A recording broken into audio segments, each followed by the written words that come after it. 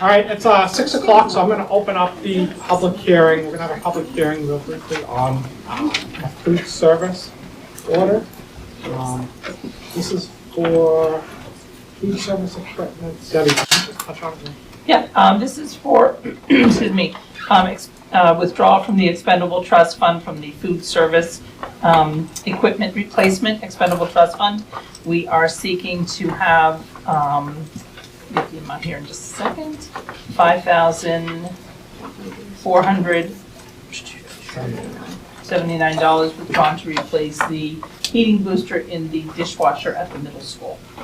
Do you have a ballpark, or do you have them? We put 20,000 in there. Any questions on this? Questions on it? All right, with that, I'll close the public hearing on the food service request. And I'm going to open up one on the Facilities and Grounds Trust related to BHSP. So the Facilities and Grounds, at the last meeting, the board awarded the bid to Busby. And part of the development for the budget was that a portion of the total would come from the Expendable Trust. So we are looking to have the withdrawal of $53,000 from the Expendable Trust to offset the cost of the $477,000 payment. And we have money set aside. We do have money set aside. Yep. Questions? Questions from the public? All right, with that, I will close the public hearing on the Facilities and Grounds Expendable Trust. At 6:02, we will open up the school board meeting. Caitlin is excused. She's actually out of state for the elementary and middle school robotics. And Mark Ekberg is running late, but he'll be here soon. First up on the agenda is the review and approval of the April 8th public meeting minutes.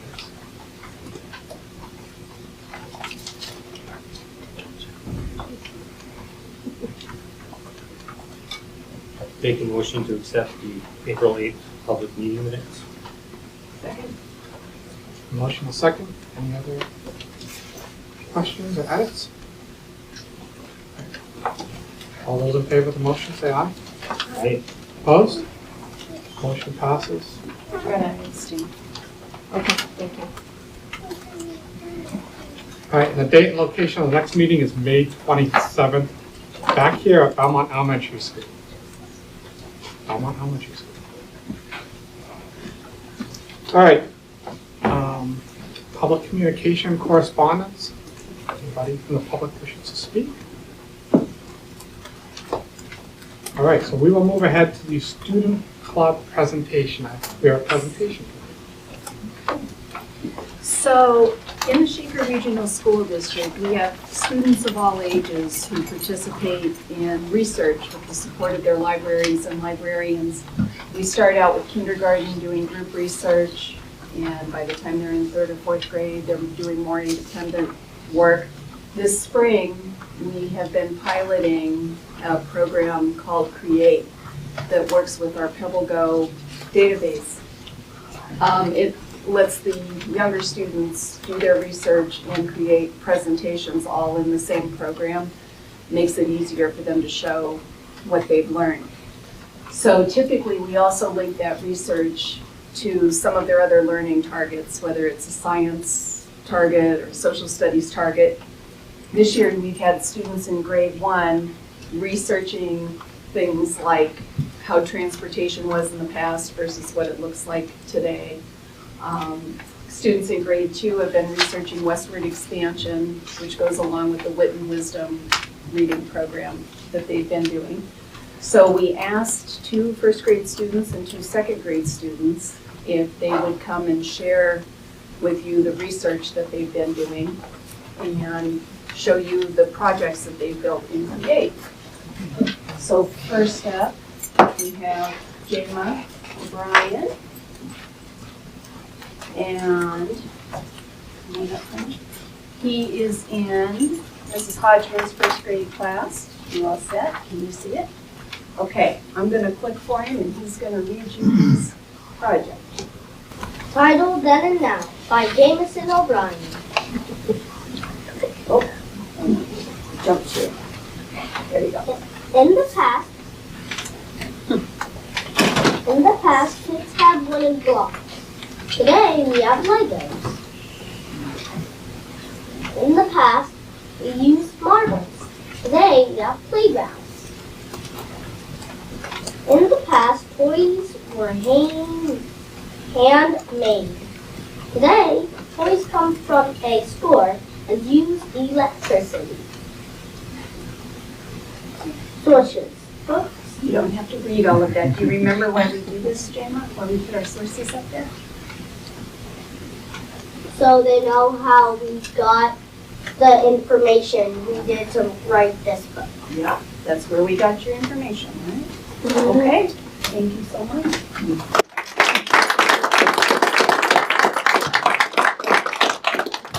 And next up, we have Alora Bell. And Alora is in Mrs. Reynolds' first grade class. There you go, sweetheart. Regeneration Now and in the Past by Warren. In the past, we were newspapers and brought to people. Now the newspapers are brought to more people. In the past, people had to write on paper to write letters. Now people can type letters on computers. In the past, people listened to news on the radio. Now people watch the news on the television. Use all of your sources.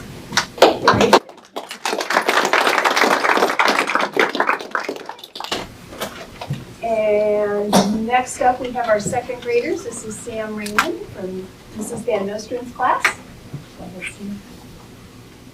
Wagons by Sam Raymond.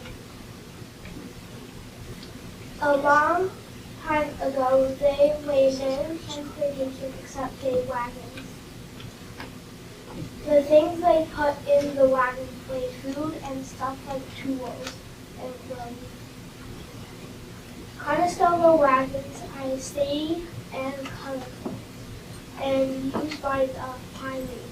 Conestoga wagons moved the pioneers west during the 1700s.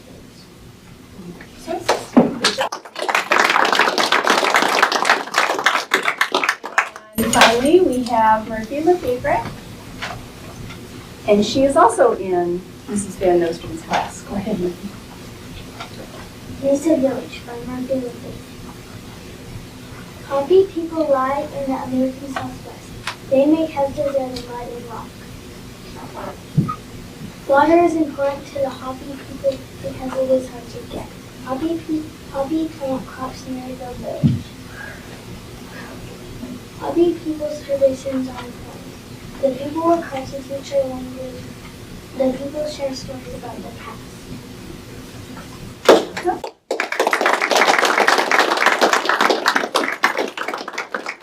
So that's a little taste of the research we've been doing this spring.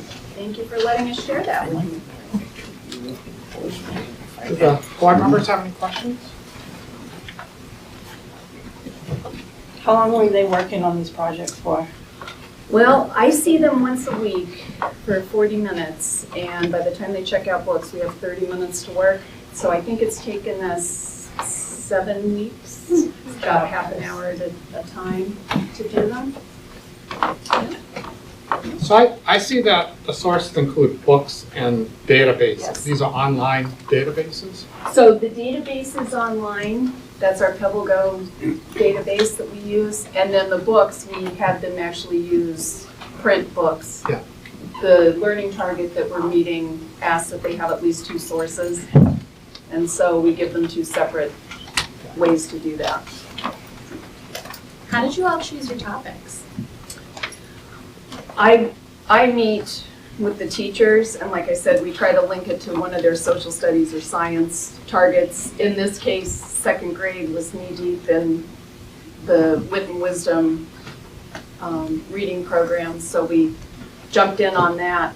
I will say the students, once we got this program, our technology teacher, Mr. Embry, and I were working together primarily at Canterbury because we both happened to be there on the same day. And so he has also had students working on more individual projects with it. And I think you've been choosing your topics to do that, right? What you want to research with Mr. Embry? Yeah, so sometimes it's something the teachers and I've chosen, sometimes it's their own, just whatever they're interested in learning more about.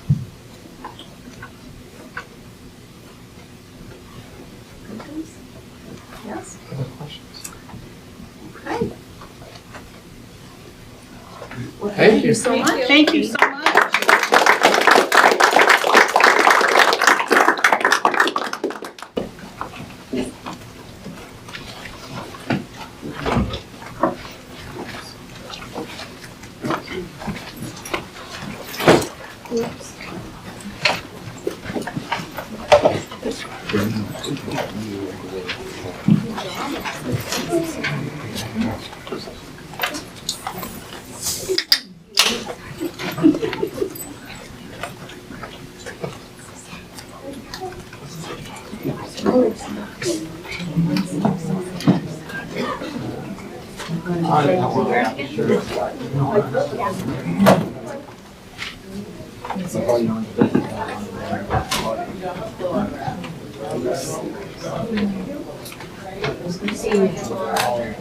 Just to give the board a heads up, Barrett's coming to school around 7 o'clock. So we're going to try to get through as much as we can. It'll be like 6:50. And then we'll jump into new business. We'll see how it goes in fireside. There's a chance we may drop down and get other stuff. Just heads up on that. So we have a student rep, we just have BMS, correct? So we have a BMS report in our packet. Would you like to see? So, in all the information I gathered, a lot going on in all the grades. Some big things for certain grades. 5th grade, they did the big Camp Cody trip, like they do every year. Many loved it, many went. In 5th grade for classes, mainly, they're learning a lot in every single class. From what I gathered, 5th grade was like the longest I had to write, to be honest. And in science, that they are learning many things. Same for social studies and math. In 6th grade, they're also learning many things in ELA, talking about some great things about a book called A Long Walk to Water, and they're working on identifying a theme. And they're actually going to have a guest come into the school who is a lost boy from Sudan, and they're going to talk to their grade in different classes and talk to them about how he had to travel miles and countries upon others to get to shelter, which is actually a great opportunity for 6th grade. 7th grade, learning a lot in multiple classes. In 7th grade, for 7th and 8th grade, there was also Career Day and Earth Day cleanup. There was also from Student Council, which is mainly 7th grade, a large week of activities and snacks and stuff going around the school for its Teacher Appreciation Week. 8th grade, also learning a lot of things, also had the Career Day with us and helped with Earth Day cleanup. And for other activities that are happening, the Unified Basketball team took a fun trip to altitude for sports. Sports like softball, baseball, and track have all started up somehow already to the end. And feels like they just started. There's one other thing I was going to say. And then some other end of the year trips are coming up, like for 7th grade, there's going to be the trip to the park of, I'm trying to think of the name of it. Canterbury Lake Park, yep. Signed up for that one, Mr. Tracy? I do like roller coasters. All the other grades are also going to be doing, or a couple other grades are also going to be doing their end of the year trips. That's mainly the main parts of my report. Rest I'm sure you guys have. Is there any questions? Questions? Great, thank you. Thank you. Austria Scout meeting. Yeah. Thank you. Have a good night. Have a good night. All right, next up on the agenda is the School Resource Officer Report. Mr. Cultrick's here to speak to that. Anywhere specific you want me to address the board from? On camera, it doesn't matter? No? Okay. I won't be as cute as the second graders, and I'm not going to cite my sources. So. The report's in your packet. There's nothing earth-shattering year to year that's been different. We're still, I'll call them challenges. The drug use and the vaping, the digital stuff, from threatening each other online to sexualized images. That spends, and that mental health basically spends how I spend most of my day. Through all four schools really in the district, as needed. But most of my time spent at the high school, a little bit at the middle school, and then sort of the elementary schools by request. Not sure if there's any specific questions you guys have about my role or what's going on, but happy to answer them. Well, online issues, bullying. I assume that's happening outside of school hours?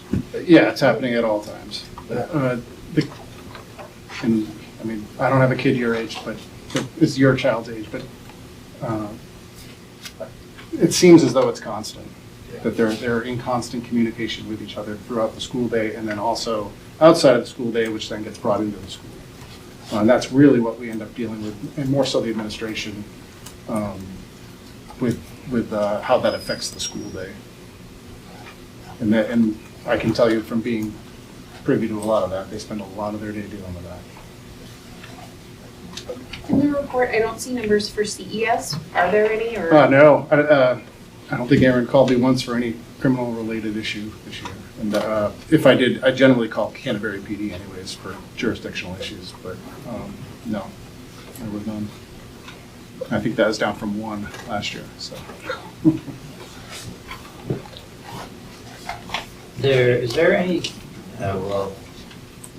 attempt to get the students to connect the drug use, vaping use, with the mental health issues? That from what I see here, that seems to be a huge disconnect from students that have mental health, who most of are also using some form of substance, aren't connecting the two, that one makes the other worse, or vice versa. No, I think everybody knows that the adults know that anyways. And I think that as the kids are brought to the resources that they need, that's certainly made aware to them. Okay. I don't think, and Melissa, her report's next, but that they understand that there's a connection, especially with marijuana use is a downer. That certainly affects your brain in a negative way when you're already depressed, or they're using it to self-medicate to kind of get through what they're going through. And that's not a high school issue. That's a societal issue. That's adults. I mean, that's not just our teenagers either.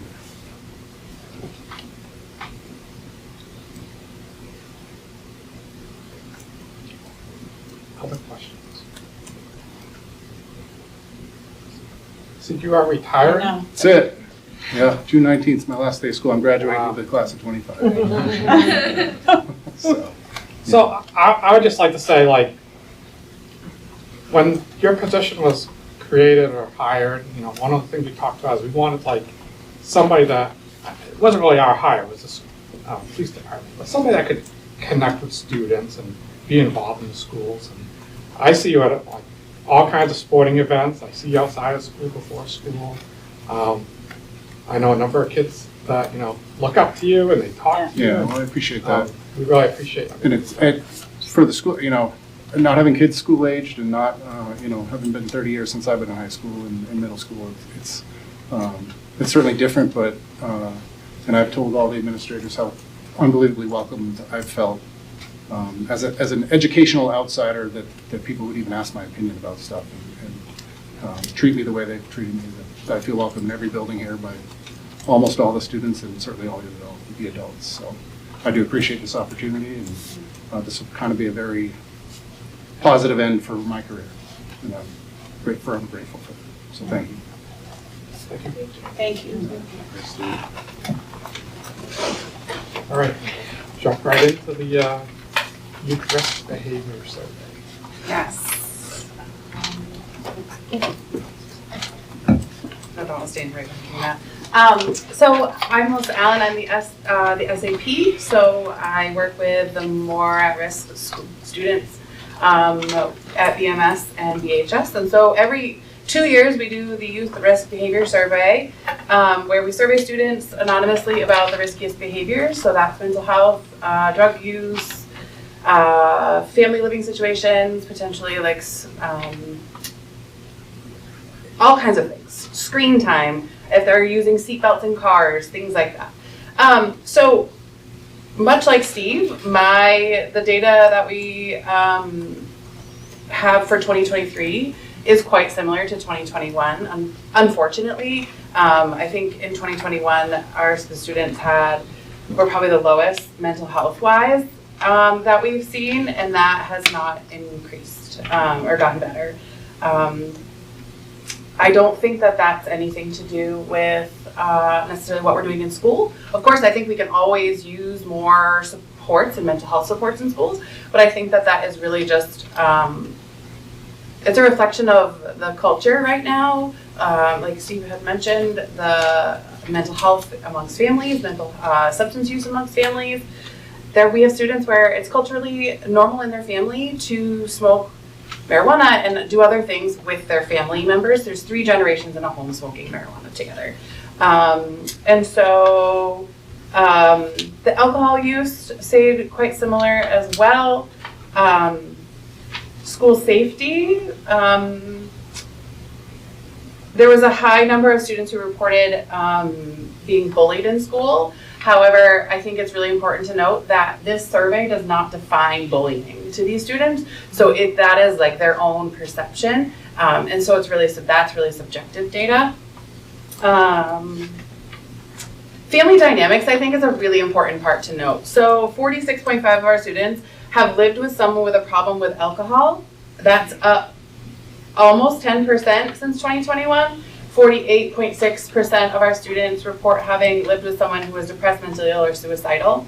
And so that's up 8% as well from the survey before.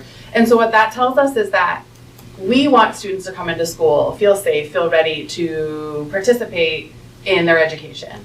But when these students are feeling chaotic, unsafe, potentially at home, and nobody's mental health needs are being met or substance use needs are being met, it's really, really challenging to then help them meet their educational needs. So like Steve referenced, admin at the high school particularly and counseling staff spend a lot of time just de-escalating crises so that students have the capacity to then access their education.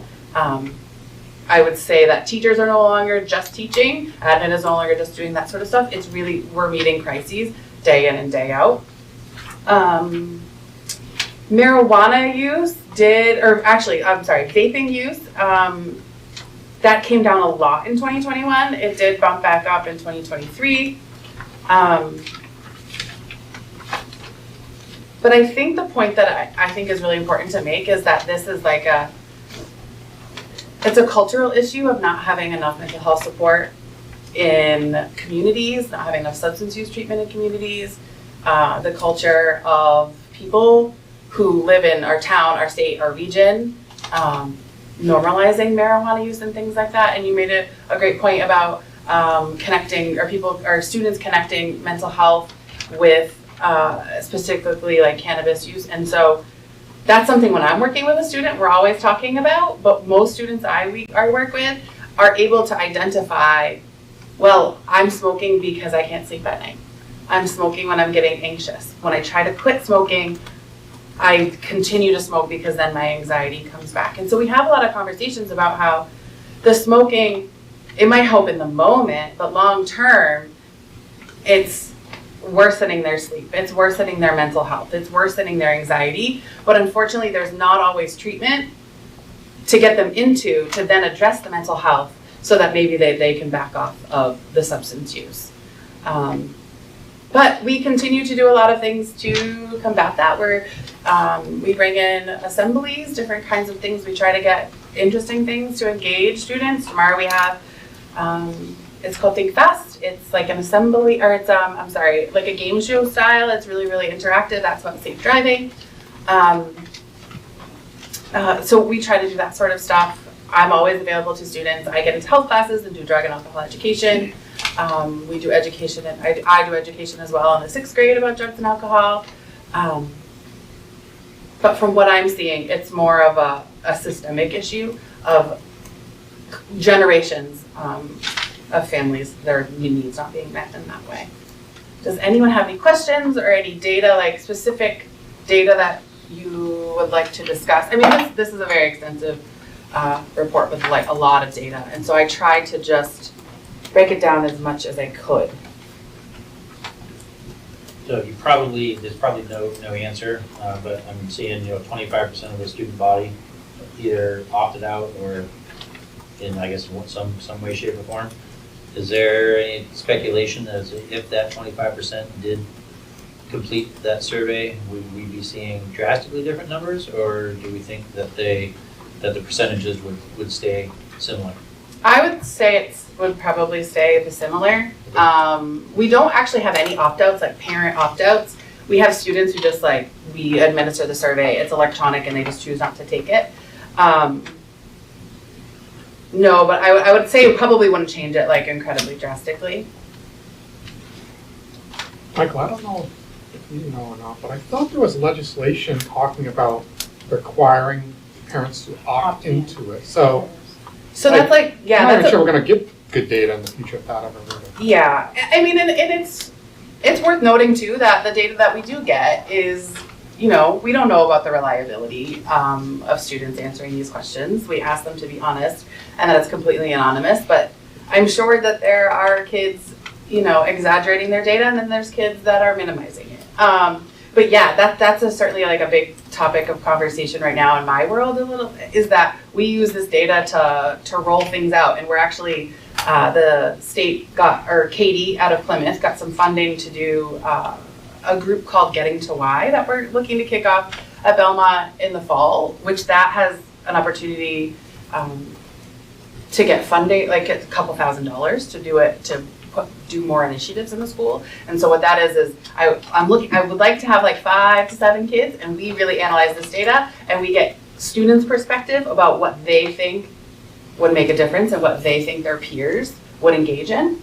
But yes, that's a big, huge conversation, is that frankly, this is could be our last YRBS, because I think you have to have 40% opt-in for fidelity of the data. So the likelihood is we probably wouldn't get that. Another question I had is, in your write-up you talked about students who need mental health treatment are given the opportunity to receive mental health services from Health First in school. This process is not without barriers. What's that mean? So we have Health First in all 4 schools, actually, I believe. There's just some communication issues sometimes that schedule-wise, if they're here, if they're not. We certainly anticipated, myself and our social worker certainly anticipated that they would be seeing more of the kids, because it has not been without an abundance of referrals. But they're a private entity, we can only do so much.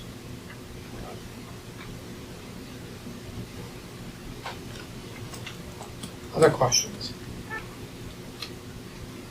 As far as the assemblies go, like at the high school level, I don't have a feel for, if there's a common time for all students to go. Like, how's the attendance at the assemblies? Well, they're required for the students who are in the building. Some of our assemblies are for, we had one this year that was just for seniors. We've had some that are just for upperclassmen.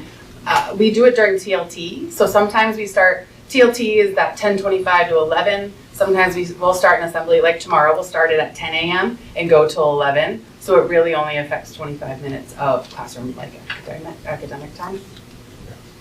But otherwise, it's good. Like, there's an expectation that they attend those. Of course, we do miss the Hewitt students. There's not a time where we can meet every single I student. didn't know if there was like this percentage of students that just don't go to these or don't want to listen and just don't show up. Doesn't sound like that's the case. I don't think so. There are things, actually, it's usually when we're doing something fun that we have like a whole line of students out into the lobby that are getting dismissed for the end of the day activities. But no, when they're in the middle of the academic day, there's not a lot of kids leaving.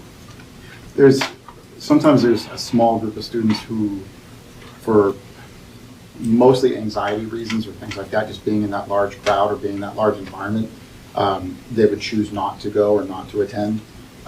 Whether it's subject specific or it's just environmental, we always have a secondary location. We don't necessarily put that out in the announcements, but we have a teacher who mans that, and kids can be there and they can be getting some work done and things like that. So, but the numbers who do that are very, very small. Whether the students enjoy the assemblies or not, that's another topic. But I guess I just historically, I've been on this board for a long time, and I've always advocated for, programs and seeing these numbers go down. But like you said, like a lot of this is, could be home life. It could be a lot of different factors. What I have a hard time trying to figure out personally is the responsibility of us as a school board and a school district versus you just can't fix all of those problems. And it's like, I don't know where that line is. I don't either. And I think that if there was like a glaring issue or like absence of a professional, I would recommend that. I do think that we would benefit from another social worker because she's meeting a lot of those needs, but she balances meeting the needs of students, but then also working with families. Like, she's trying to find money for families and cover car payments and connect them to therapy, that sort of thing too. I think we thought Health First would meet more needs than they are, but I think at the end of the day, it's such like a systemic problem that I don't think we have the capacity to fix. At the end of the day, we're responsible for educating these students. Yeah. But the amount of just de-escalation and managing crises that we do is. I do think it's important that, it seems like you've kind of pointed out, like the mental health aspect drives a lot of this stuff. And so if we can concentrate on the source, like mental health, maybe it will drive on something issues down. Potentially.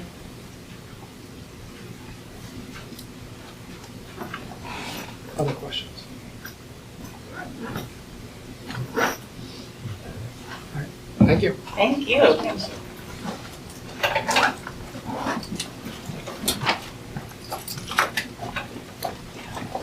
All right. Next up is CES and BES literacy program. We have information in the package from salaries. Yeah, so the good news is we've picked our resources to implement next year, knowing that it's, it comes with concerns and with challenges for implementation. But I think, speaking for myself, and I think the leadership team and a lot of the literacy committee, we're kind of at a point of relief of now we know, we can kind of switch gears and dive into how do we address those concerns and challenges as we go forward.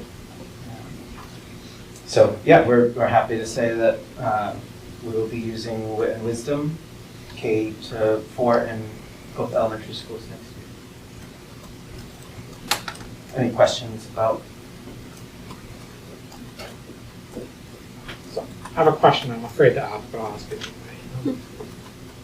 Arts and Letters comes out and everybody loves it. What happens then? We can see how we can adapt what we've got to make it closer to that. I think, the unknown of Arts and Letters, I'm sure, it's really hard to take a leap on that, and what we have seen was a little shy of the depth that we liked about Wit and Wisdom. It's entirely possible that there's a district nearby that adopts Arts and Letters, and it's great, and they love it. We'll try to learn from them. But this is what we're going with for at least a few years. Give it a really good shot, and put in place the supports that we know teachers are going to need and students are going to need.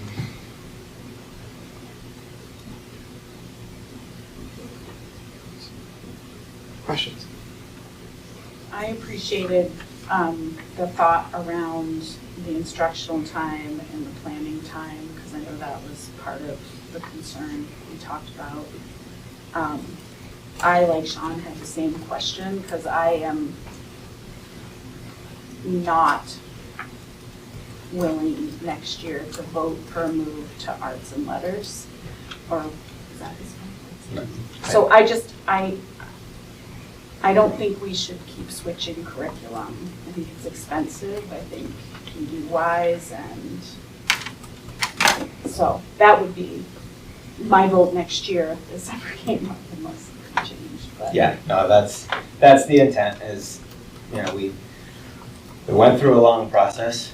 It revealed some things that are, like I said, concerns we have and some challenges ahead. But we think this is ultimately what's going to be best for our learners, even with the challenges for teachers. We just want to be ready to support them so that it can be successful. But yeah, we're done searching. We're ready to roll up our sleeves and make this work for us. I appreciate the board's support. You've been really active in this process. The questions you posed helped us really think carefully about making this decision, and I appreciate your involvement throughout. So I know Mr. Hill mentioned something in his report that we'll get to as far as like professional development, but I see in this like summer PD. Do we have a feel for whether teachers are going to take part in summer PD? I don't know. In the past, basically since 2020, it's been harder to get teacher participation in the summer. Understandable.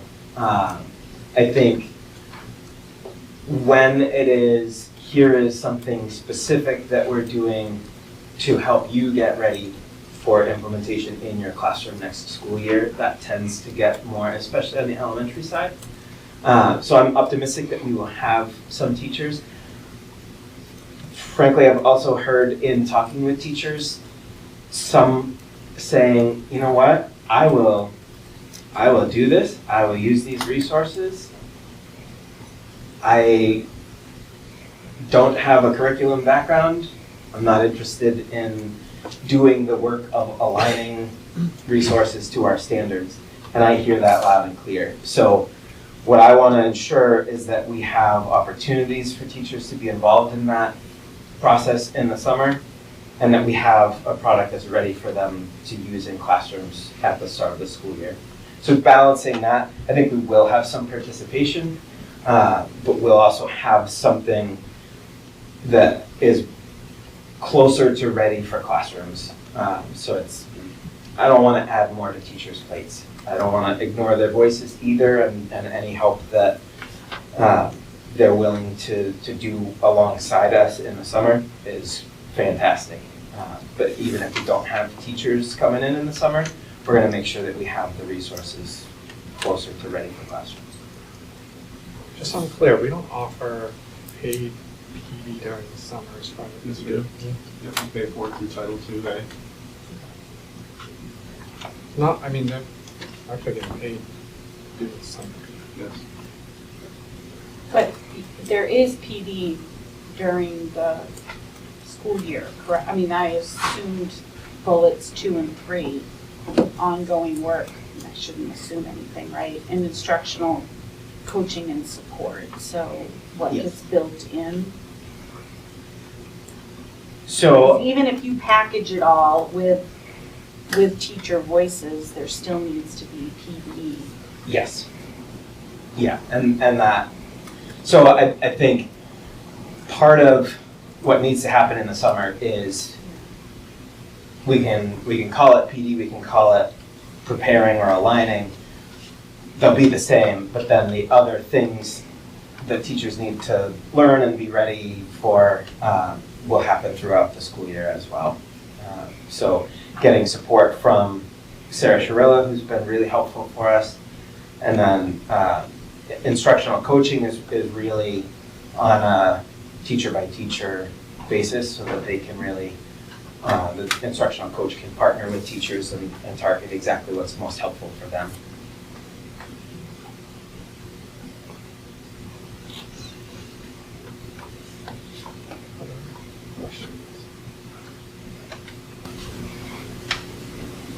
All right, thank you. Thank you. Principal reports.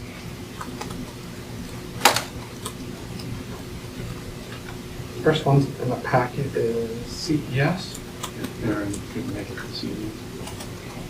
Do you know how many kindergarten registrations they have?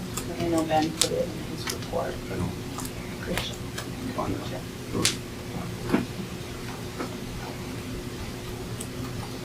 Any other questions for CES? Belmont Elementary School.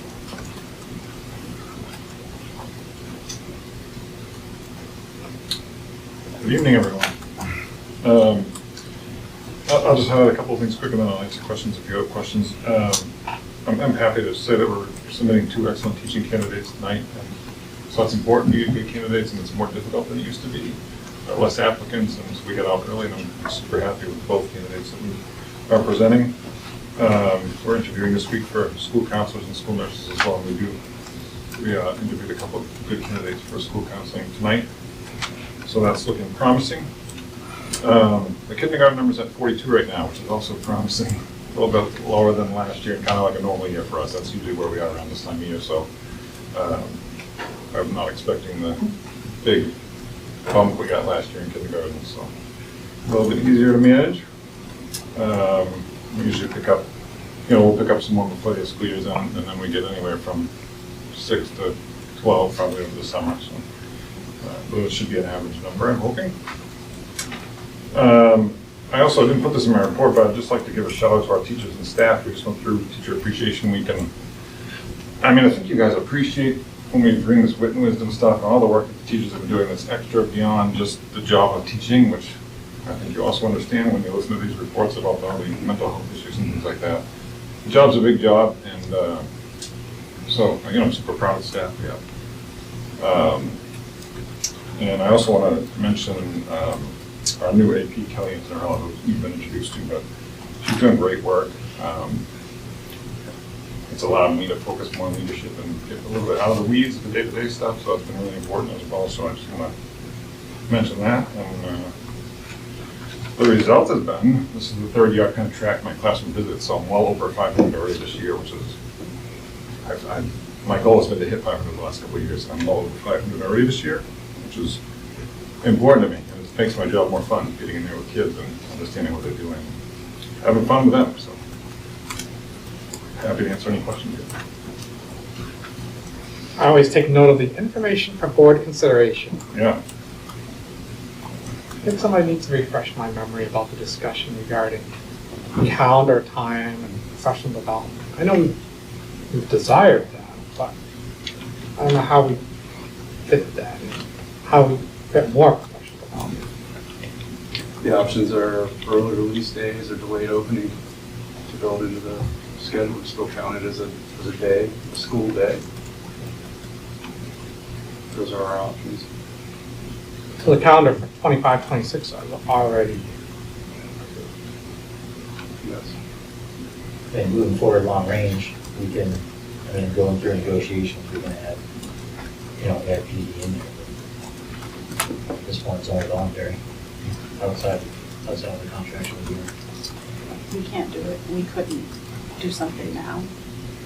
We could if the board would like me to look into that. I just want to be clear what our options are. I just personally think we would need to give families time to plan if we were gonna start a school year off with implementing delayed opening or early release times. Once a month, I'm not sure what it would look like. We'd also have to discuss it with the union.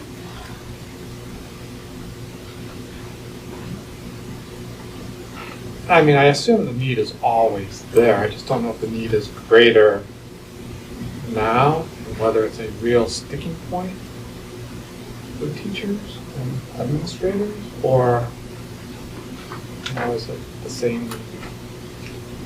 Try to get through everything. For Ben, how, do you have bi-weekly faculty meetings or monthly faculty meetings, or how does that work?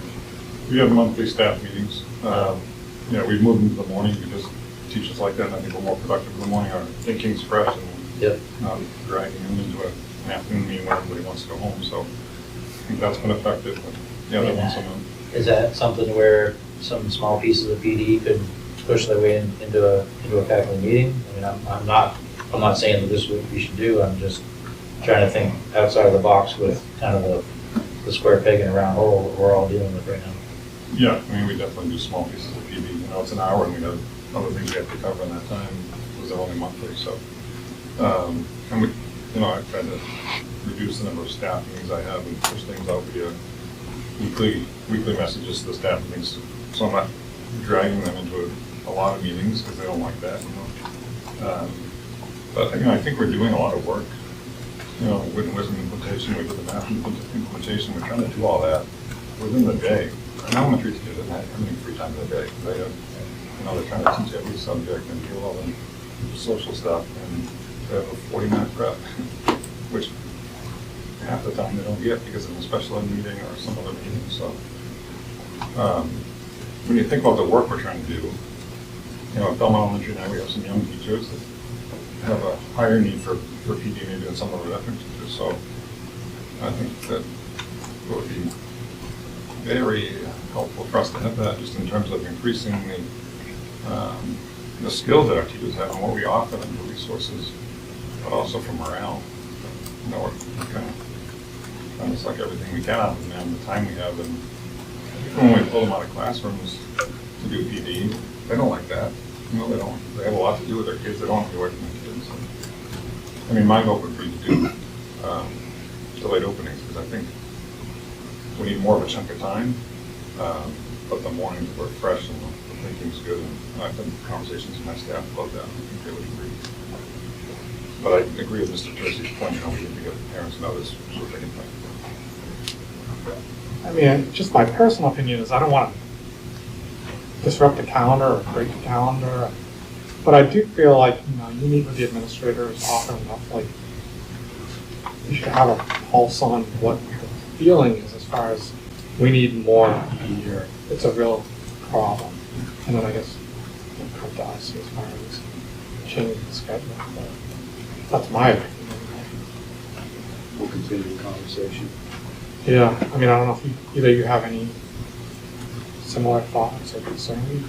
Well, we've had some really good conversations this year. We've made a commitment to do more vertical PD or conversations between middle high school, elementary, middle school, things like that. So those are really powerful. We've done that the last couple of years, but we're looking to do more of it. And I think as a team, we've made a commitment to do some more of that next school year, which will be really helpful.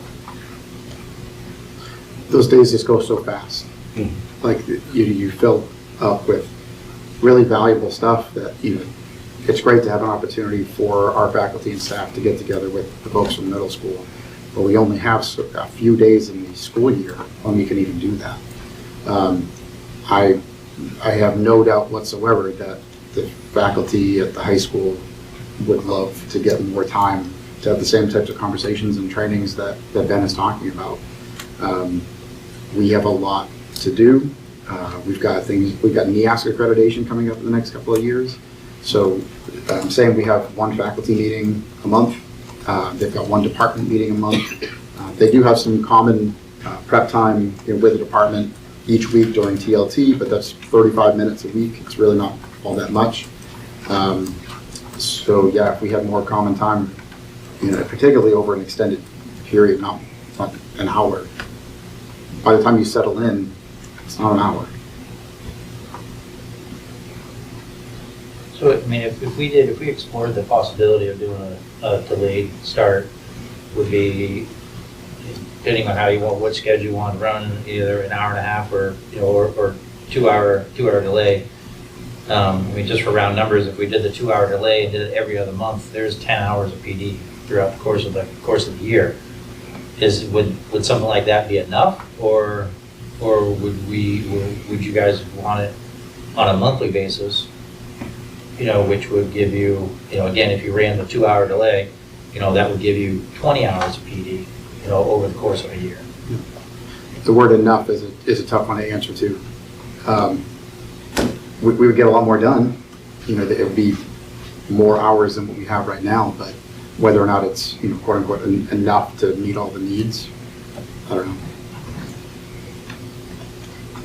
I'm happy to, I think it's good for us to, I don't want to take up all the time tonight, but it's good that we continue the conversation and maybe we'll Yeah. get a solution. I wasn't planning on making any decisions tonight, but I just want to make sure we addressed, what you took the time to write, and then, keep that conversation. We will. Is that something that the administrators could kind of put feelers out for faculty to see what their thoughts are on it as well? I'll work with the principals and get what we need to bring a recommendation forward to the board. Yeah, I'll also have to speak on it. Right. All right, other questions for Mr. Hill? All right, we'll move on to the middle school report. As promised. A little delivery from our maple sugaring club for everybody here tonight. So, as I mentioned in prior reports, we weren't able to produce as much this year. What we have is good stuff. Unfortunately, I don't have salsa for you because we didn't produce as much salsa this year. That's still very good. So, Teresa, do you need another one? I'm all set. The students hooked me up. Thank you.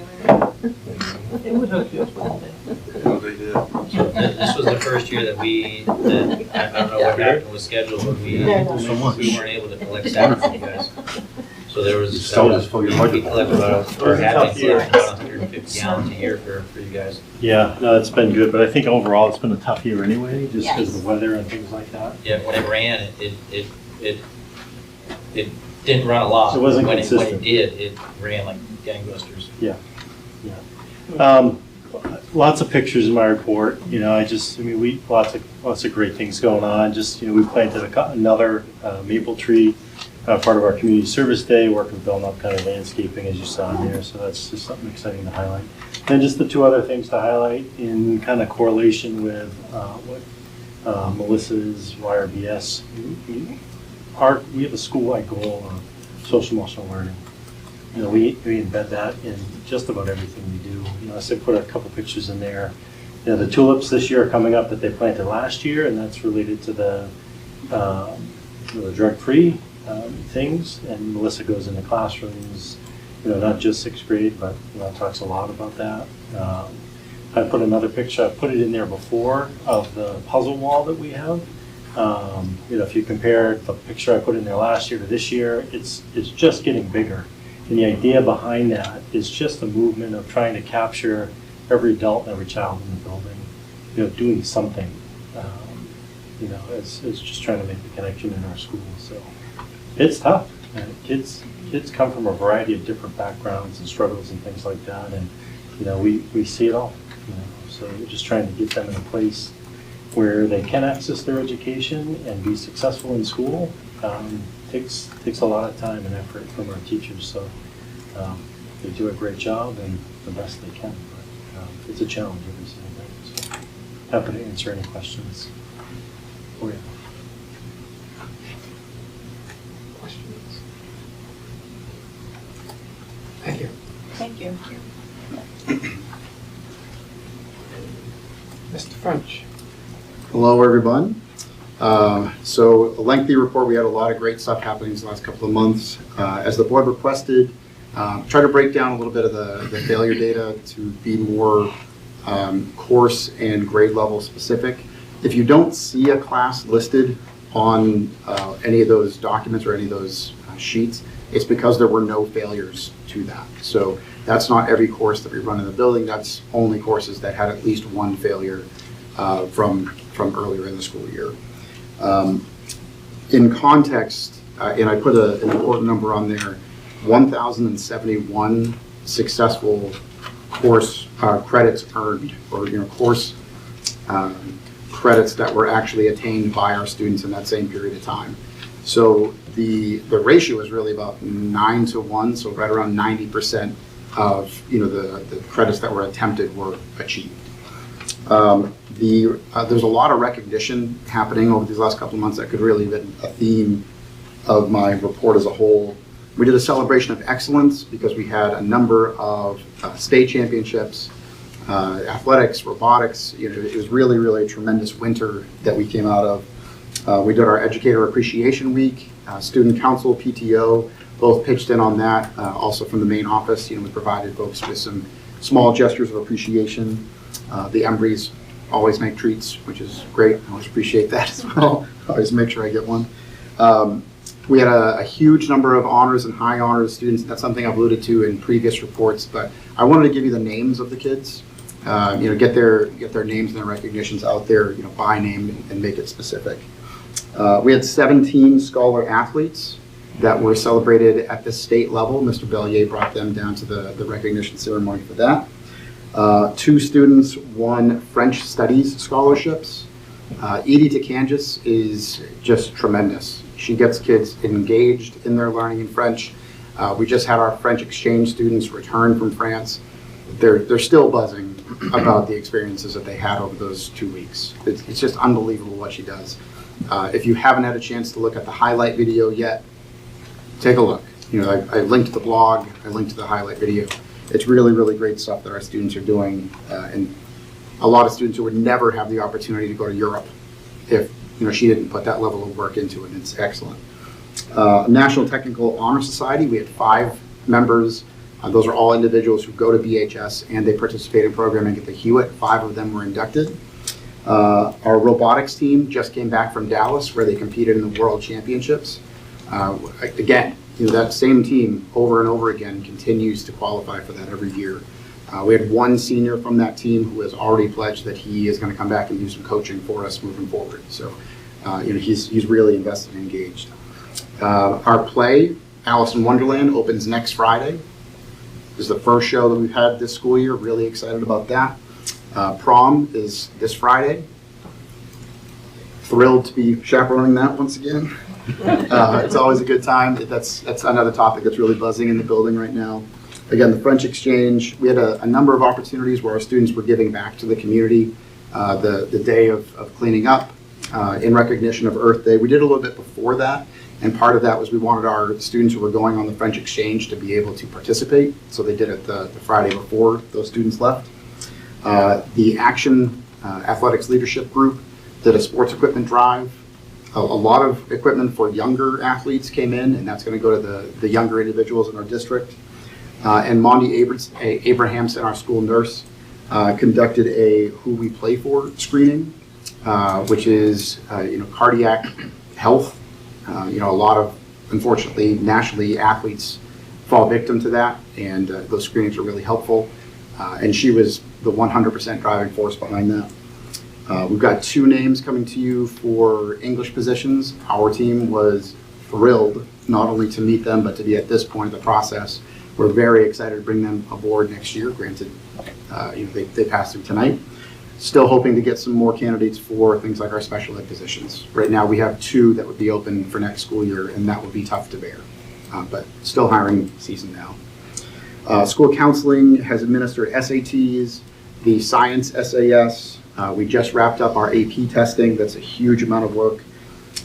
Master schedule is being built. I have had my first conversation with a school that is considering partnering us with through a consortium. And it was a school that was reaching out because they're not sure they're going to be able to fill a position. And so, hey, are there any slots open? What does that look like in your master schedule? And so that conversation is now open between us and a local school. We brought Triggered. Melissa was talking about some of the program that we bring in. He came and presented to the entire student body. It was a really impressive one-man show, played lots of roles. And once again, we held our spring career fair, and that gets bigger and better every single school year. It's tremendous. Polly Ingram puts hours and hours and hours as our school to career coordinator, in addition to the fact that she also was bringing kids to other career exploration opportunities, which I noted in the board packet as well. So it has been a very busy couple of months, huge, great things, and we're really excited for the end of the school year as well. Questions?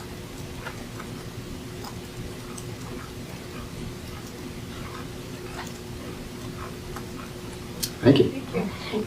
Thank you. All right, next up is the enrichment report.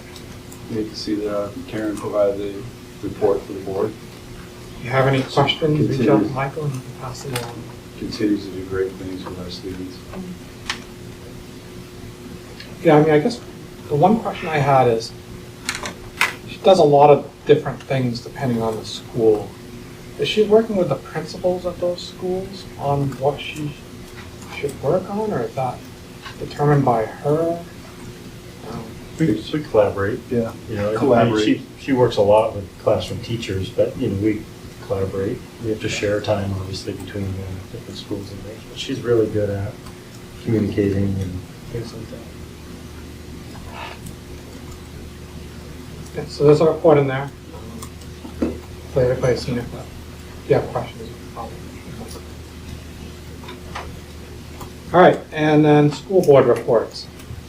Show anything? Anything? Yeah, I can't think of it right now though. I didn't write it down. I was going through it, we're back in. All right. It comes up. All right, 7:02, and Barrett is here, and I'm like almost on time. We had planned on 7 o'clock. You ready for me now? Yeah, we're ready for you. Great. So Barrett is the executive director? That's what it is. School board facility. Yeah, executive director. Thank you, Sean.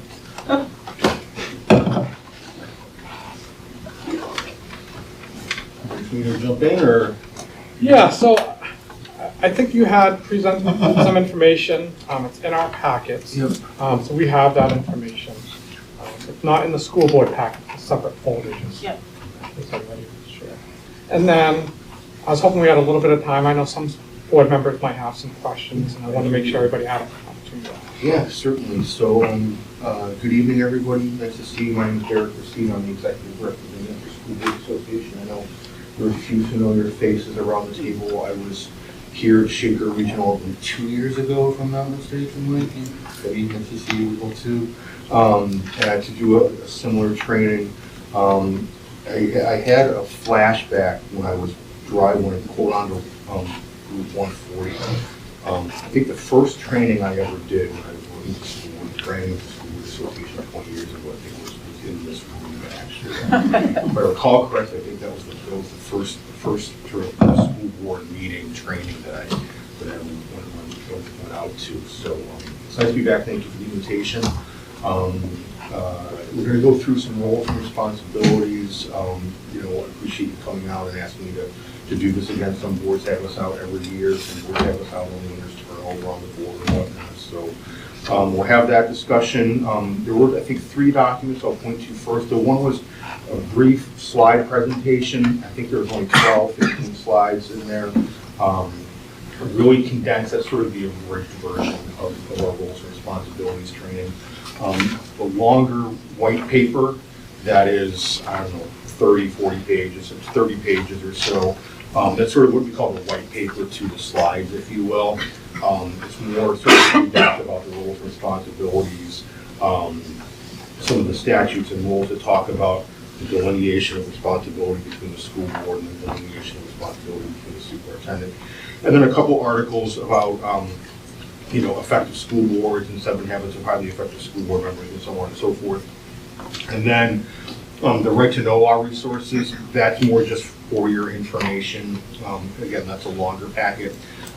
It's a condensed version of the 3 webinars that we do relative to the right to know law. So for anybody that has seen me do an in-person presentation before, I think you know that I like to just have a conversation with the school board and ask what's on your mind and answer questions. I'm not using technology, I'm not using slides, because I find if we have a big screen up there, everybody's looking at the slides and nobody's listening to necessarily what I'm saying, or not listening to the questions that are being asked. So my goal is to have a conversation with the board, go over some roles and responsibilities of the school board, compare and contrast that with the roles and responsibilities of the school superintendent, see where they're sort of meeting in the middle relative to what I'll call best practices, if you will. And then if we have any questions, either at the end or as we're going along, that's fine as well too. So, any objection to that? Sounds good. All right. So the first slide, NHSBA advocates that there are 3 core principles of proper school board governance. The first one is RSA 189:1-A. Now, there is a statute, RSA 189, that lists duties and responsibilities of school boards, and they keep adding on to it. There's, I don't know, probably 75 or so sub-provisions under RSA 189. And, some of them relate to the public comments at school board meetings. That's law, a couple 2 or 3 years old now, that's in that statute. There's data privacy requirements that you may know, it's like your technology contracts. I don't know if those come to the board, but those are handled administratively. You've got to have data privacy assurances from your electronic vendors. Transportation responsibilities are in that statute. But the first one is my favorite, because it talks about the purpose of school boards and why school boards exist. RSA 189:1-A, paragraph 1, the purpose of school boards. It shall be the duty of the school board to provide at district expense elementary and secondary education to all pupils who reside in the school district. That's why school boards exist, to make sure that the children in the Shaker Regional School District are receiving an education. Now, we certainly understand that there are different ideas as to how best we do that, right? And we certainly understand, that's why we have 7 people on the board, if I'm not mistaken, so we're getting a variety of opinions from the 2 communities. And we certainly understand that you have a variety and a multitude of constituents going, right? Who are some of your constituents? Students, obviously, that's why you're here to serve students, make sure that they're getting an education, as the statute states. Parents, obviously, but staff members, community members. Do you have a budget committee here? Advisory budget. You have advisory budget committee, still you've got to work with them collaboratively. In some school districts, the select board is an active player. You have, elderly people, retirees, you've got to be mindful of the budget. Some communities will have taxpayer right advocacy groups, so you've got a lot of constituencies, right? And you've got a lot of, people and ideas that you have to consider when making a decision. But we always say, when the board has a tough decision before it, whether or not it's budget related, whether or not it's programming, ask yourself, how does this impact kids? How does this impact kids? Keeping in mind you've got other constituencies you've got to be responsible for. But if you can let that sort of be your driving voice, if you will, it hopefully get some good outcomes relative to that. The second core principle, the collective authority of the school board. The school board can only act as a collective body, acting upon the will of a majority of its members. The only inherent authority an individual board member has is to deliberate and vote on matters at duly called meetings. The board, collaboratively, the 7 of you at a duly called meeting, discuss, deliberate, ultimately take action. Some votes are going to be 4-3, some votes are going to be 7-0, some votes are going to be somewhere in between.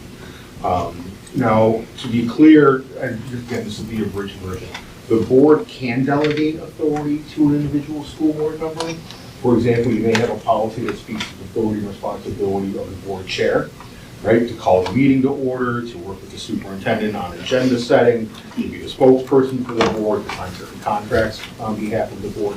But again, that was the 7 of you collectively adopting a policy, giving that authority to the school board chair. And there may be times that the board gives, authority to an individual board member on sort of an ad hoc basis. Like, let's say you wanted to write a letter to the Concord Monitor about a particular piece of legislation, and you want to say, Sean, we know you're good with words, you write that up and run it by the board, but we'll give Sean the. I have a question. Yeah. So you just brought it up, and I think it's a good scenario. Say I have a personal opinion about, an educational law or something like that, and I want to write a letter to the local newspaper. As much as I want to take off the board hat, it's hard to take off that board hat. You can still do it in your individual capacity. But I'm not writing Shaker Regional School Board. Exactly. You're not putting on district letterhead. You're not sending it from your school district email address. We have school board members that come to the legislature all the time, and they will say, I'm Sean Emery, I'm on the Shaker Regional Cooperative School District. However, I'm here speaking in my individual capacity. So, you're letting the people know that you're a school board member, so you have some level of expertise and a particular point of view, and you know what it's like setting school district budgets and adopting school board policy. So that you don't lose your First Amendment rights simply because you've been elected. The key aspect is to make sure everybody knows, whoever your audience is, whether or not, so whether to the editor, whether or not it's testifying downtown at the legislature, you're letting people know that you're there in your individual capacity. Not representing. You're not representing the board, exactly. So again, collective authority of the school board. Again, you can delegate the authority to an individual board member, but it's the 7 of you at a duly called meeting, discussing, deliberating, and then ultimately voting and acting on something moving forward. Number 3, governance, not management. This is my favorite line through all the training. It is not the school board's job to run the schools, but rather to see that they are run well. And the key aspects, and we'll talk about in a couple more slides, is the key aspects of school board governance are policy, budget, and to some degree, I'll call it strategic planning, some boards call it goal setting, whatever the case may be. And there's a legal responsibility that you do that as well too. And we'll talk about that in a couple slides as well too. When the board is setting a 30,000 foot view around the school district, right? And I differentiate the difference between governance, which is the school board's responsibility, and management, which is the administrative responsibility, as the management is the day-to-day operations of the school district. You don't have to turn to it, but I'm going to turn to it just for my own bit of reference. This is RSA 194-C:4 on page 13 of the longer white paper. This is the statute that talks about the superintendent's responsibilities, and if you look at them, they're the day-to-day operations of the school district. Payroll, cash flow, bills, records and files, accounts, reporting requirements, funds management, audits, and coordination with the treasurer. The school board is not doing that. That's an administrative responsibility. Recruitment, supervision, and evaluation of staff. That's an important one as well too. The board has one employee, the superintendent. Everybody else in the district works for the superintendent through a series of laws, the non-renewal laws. Your non-certified staff are a little bit different. That's a matter of policy, as the board may know, and the Department of Education rule is not specifically clear who has that authority and responsibility. Development, review, and evaluation of curriculum, coordination of the implementation of various curricula, provisions of staff training, compliance with laws, regulations, and rules regarding special education. And here's the key one. This is paragraph 2J, RSA 194-C:4, paragraph 2J. The daily administration and provision of educational services to students at the school facility, including but not limited to fiscal affairs, staff, student, and parent safety, and building issues, and dealing with citizens at large. The daily administration and provision of educational services.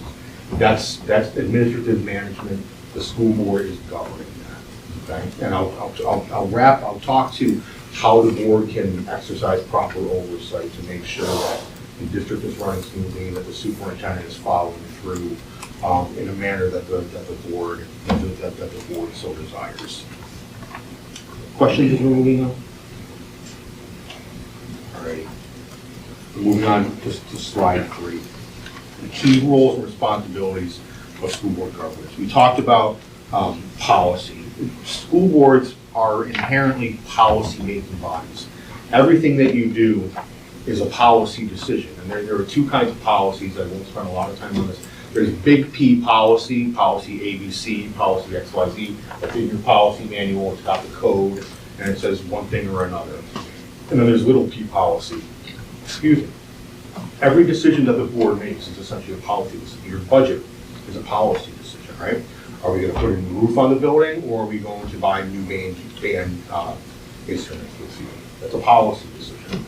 Are we going to have field trips to Washington D.C. for the 8th graders, or are we going to buy a new school bus? Whatever the case may be, those are policy decisions. But why are school boards policy-making bodies? It's sort of the same thing as the New Hampshire legislature, right? What does the legislature do? They pass laws, the policies are equivalent to laws, and they adopt a budget, right? The same 2 governance responsibilities that larger, political bodies have.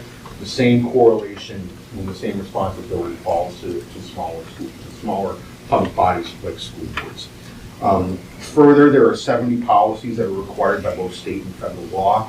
When I started at NHSBA 20 years ago, there were like 50 policies that were required by both state and federal law. So every year, more and more policy requirements, more and more policy requirements. And hold on to your hat, because in another couple of weeks, we will be releasing our spring policy update. We're going to have policies that relate to the minimum standards in those. And there are probably 25 policies, if not more, within the department, the ED 306s. Those were in the news quite a bit the last couple of years, a massive revision undertaken by the State Board of Education. So there's going to be probably 25 or 30 policies that need to be amended just based on the minimum standards alone. Will wanted to get that out about a month ago, but every time you turned around, we were getting a new colleague letter from the feds that we had to stop and deal with. So, and if you look at Department of Education Rule 303.01, that's included in that larger packet. There's a Department of Education rule that talks about the duties and responsibilities of school boards.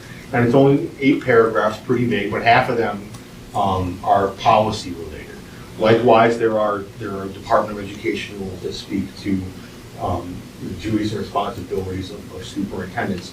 And I'll get to the magic language that's in that rule. We talk about sort of board oversight and evaluation responsibilities of the board's responsibility to evaluate the superintendent. Policies express the guidelines and statements which chart the district's course of action. They create the framework within which the superintendent manages the district. And this is the one that's really important. It advises students, families, staff, and the community at large of requirements and expectations. Like if you were to ask an average person off the street, what do you think school board policies are going to relate to? What are they going to say? Staff, students, maybe some curriculum and matters of that nature.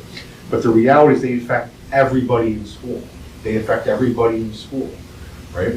I would imagine that you have policies relative to visitors in schools where you can't just let people in and start walking around the building, right? You either have to make an appointment or they've got to sign in, they've got to show an ID. I've been to SAU 16, if you walk into their central office, they scan your driver's license. They've got the technology, which I'm not crazy about, but I guess it is what it is. So anyway, so that's anybody at large. And I would presume without knowing that between the elementary school and the high school, you may have a policy or policies that relate to community organizations renting out space in the facility, right? I don't know if you yeah, right? Like most communities, the town rec basketball league is in the school gymnasium, right? So you've got policies that impact the community at large. The other reason that policy is so important is that if you have good policies in place, it can, I'm going to say this and it's not, and I don't mean it's going to come out wrong, but it takes some of the pressure off of you as an individual school board member. If you're getting a question from a constituent, you can say, hey, we have a policy on this. The board reviewed this policy 3 years ago, and this is how we've chosen to act, right? That's especially pertinent when You look at the complaints policy, KE and KDB, public complaints about school personnel, and if somebody wants to complain about their second grade teacher or whatever, you say, hey, parent, we have a policy, follow the chain of communication. So it's not you saying, I don't want to help you, or I can't help you. It's saying the board has established a policy outlining a process with which how we're going to handle these sorts of complaints. Anyway, policy work. The key aspect, one of the key aspects to appropriate and good school board governance. Moving on, slide 4, budget-related responsibilities. This is a little bit of an inaccurate statement. Second, establish the budget and provide budget oversight. We know that the voters actually set the budget at your annual meeting or your ballot session if you're SB2 here in Shaker Regional. But once the budget is, you do your budget work starting in September, October. Some years you've got collective bargaining, you got to factor in there. You get your final proposed budget, you have your budget hearing in February, and then you have your annual meeting or your ballot session in March. The voters adopt the budget. It's not like your budget work stops, right? You're doing budget work all year long, I would imagine. I presume that you're getting reports either monthly or every meeting, if not, about where you are on the budget. Reports on if you're high on this line item, low on that line item. There may be times requests for line item transfers come to the board. You plan on having to plow the driveway or the parking lot 10 times, or it's snowed 20 times this year. Or you have a high-cost special education student move in the district, so you've got to find that money, or you maybe move out of the district, you save some money, that can go towards a different purpose. Policies again on line item transfers. You're gonna have policies on all these things. That was the other thing that I should have mentioned during the policy work. I'm just taking a step back a bit. When we talk about the superintendent services in RSA 194C4, the daily administration, I would bet maybe in our square fit, if we were to go through this laundry list of superintendent responsibilities, paragraph A through R, you probably have policies that speak on a lot of those. Again, maybe not the square fit, but you probably have a policy that at least addresses that topic. Manifest reviews, you probably have a policy on manifest reviews. The statute says at least 2 school board members. It's often the chair, the vice chair. Other boards have it a little bit differently. They either come in, make an appointment with Mike to do it ahead of time. Sometimes they do it, come in 10, 15 minutes before the meeting, and they'll review it and sign off it. I've seen some boards where the whole board does a manifest review. I was supposed to do a training one time at like 6:30, and at 7:30 they were still going through the manifest. So I wouldn't necessarily recommend that process. The ones that we sign? Yeah, so We it's all electronic. We do Yeah. it electronically. Oh, you do all electronic? Yeah. No. I know some boards that still, I don't know if it's just that board's preference, but I was doing a training a couple years ago and I got there 10 or 15 minutes early, and I think it was the board chair, and he wasn't like 90 years old and didn't use technology or anything. I think he just liked seeing the paper in front of him, and the BA brought in a binder, and he went through and was signing off on it, so. Yeah, I remember the days we just passed them around. Oh, yeah. Remember the days we brought the accordion folder with all the invoices that were on there? Yep, exactly. And then, the board, can request, reports and information as it relates to the budget as well, too. Moving on, the next one, and this is a key role of responsibility, superintendent evaluation. Right? It's imperative that the board evaluates the superintendent on an annual basis. Why? Well, there are 3 sources of law for that. One, it's in the Department of Education rules relative to the school board roles and responsibilities. By law, you have to annually evaluate the superintendent. 2, I haven't seen Mike's contract, but I've seen a lot of superintendent contracts over the years. Every one I've ever seen has a provision that you're going to be evaluated on an annual basis. And 3, I bet you have a school board policy that talks about evaluating the superintendent. Without getting into sort of the specifics and the nitty-gritty, do you have a process in place for evaluating the superintendent? Yeah, I mean, we have a policy, it's spelled out in the policy. Oh, it's spelled out in policy. But then we also have, we actually pushed it off because we knew this meeting was gonna run long, but we also have, is it bi-monthly? Non-public meetings with Michael and talk about those things, so those are surprises. Yep, perfect. That's what we recommend. You know, I ask how you are, you know, if you have a process, because every school board struggles with the superintendent evaluation process. And I bring this up just because, you know, we get questions all the time, as you can imagine. Do you have a rubric, do you have a matrix, do you have a form, a scoring sheet? I've got 15 on file, right? I've been looking for like the form, like the magic form for 20 years, and it doesn't exist. But what I have found is that the best evaluation models and best evaluation tools are developed locally. Because why is that? You know, there's so much variance into what the school board wants, what your superintendent is like. Like, you know, a first-year superintendent in his or her first ever superintendency job is going to be evaluated differently than somebody that's been a superintendent for 12, 15 years now, like, so, you know, and, you know, he's been in 10 years down here in Shaker, 9, you know, there's going to be evaluated differently today than he was in his first year, so, just like I said, you know, I know boards that they develop locally, but they tweak it here and there. Oh, we did that the last couple of years, and the board really wasn't crazy about how it turned out. You know, we have some resources if you need them, but I'm glad to hear that you're doing it, and I'm not hearing any concerns about it, so I presume that's going okay. So. Yeah, I mean, I think there is always that concern of how we evaluate someone when we don't know their day-to-day. Like, we think they're doing that, but I don't work with him. Like, Right. So this is why we recommend that one of the first aspects of superintendent evaluation is doing goal setting on an annual basis. So Mike will say these are the, you know, and that's a collaborative conversation. Mike will come in with some ideas of what he wants to accomplish in this school year, and the board may have a couple ideas of what they want Mike to accomplish within the school year. You have that conversation, you kind of get those into writing, and then you do sort of the bi-monthly check-ins or every other month or whatever it is. How's it going, Mike? You know, we talked about this, you know, and Mike says, hey guys, guess what, a pandemic hit this year, I'm probably not gonna be able to get to goal three this year because things have changed. But the other aspect to that too is to be mindful of what supports the super board can give to the superintendent. Is it time? Is it resources? Is it allocation of resources? Is it professional development to make sure that successful in reaching some of those goals? And so, the other aspect too, I forget, do you guys have a strategic plan? I forget if you. We did, and then we just recently have developed a new one that's coming.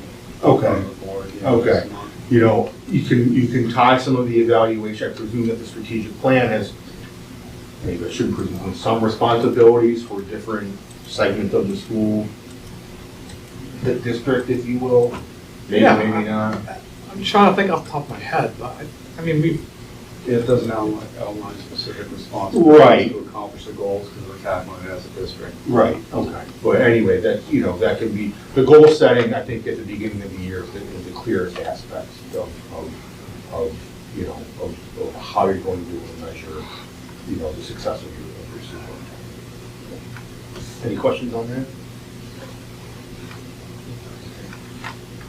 that? The next slide, strategic planning and goal setting, we got that checked off.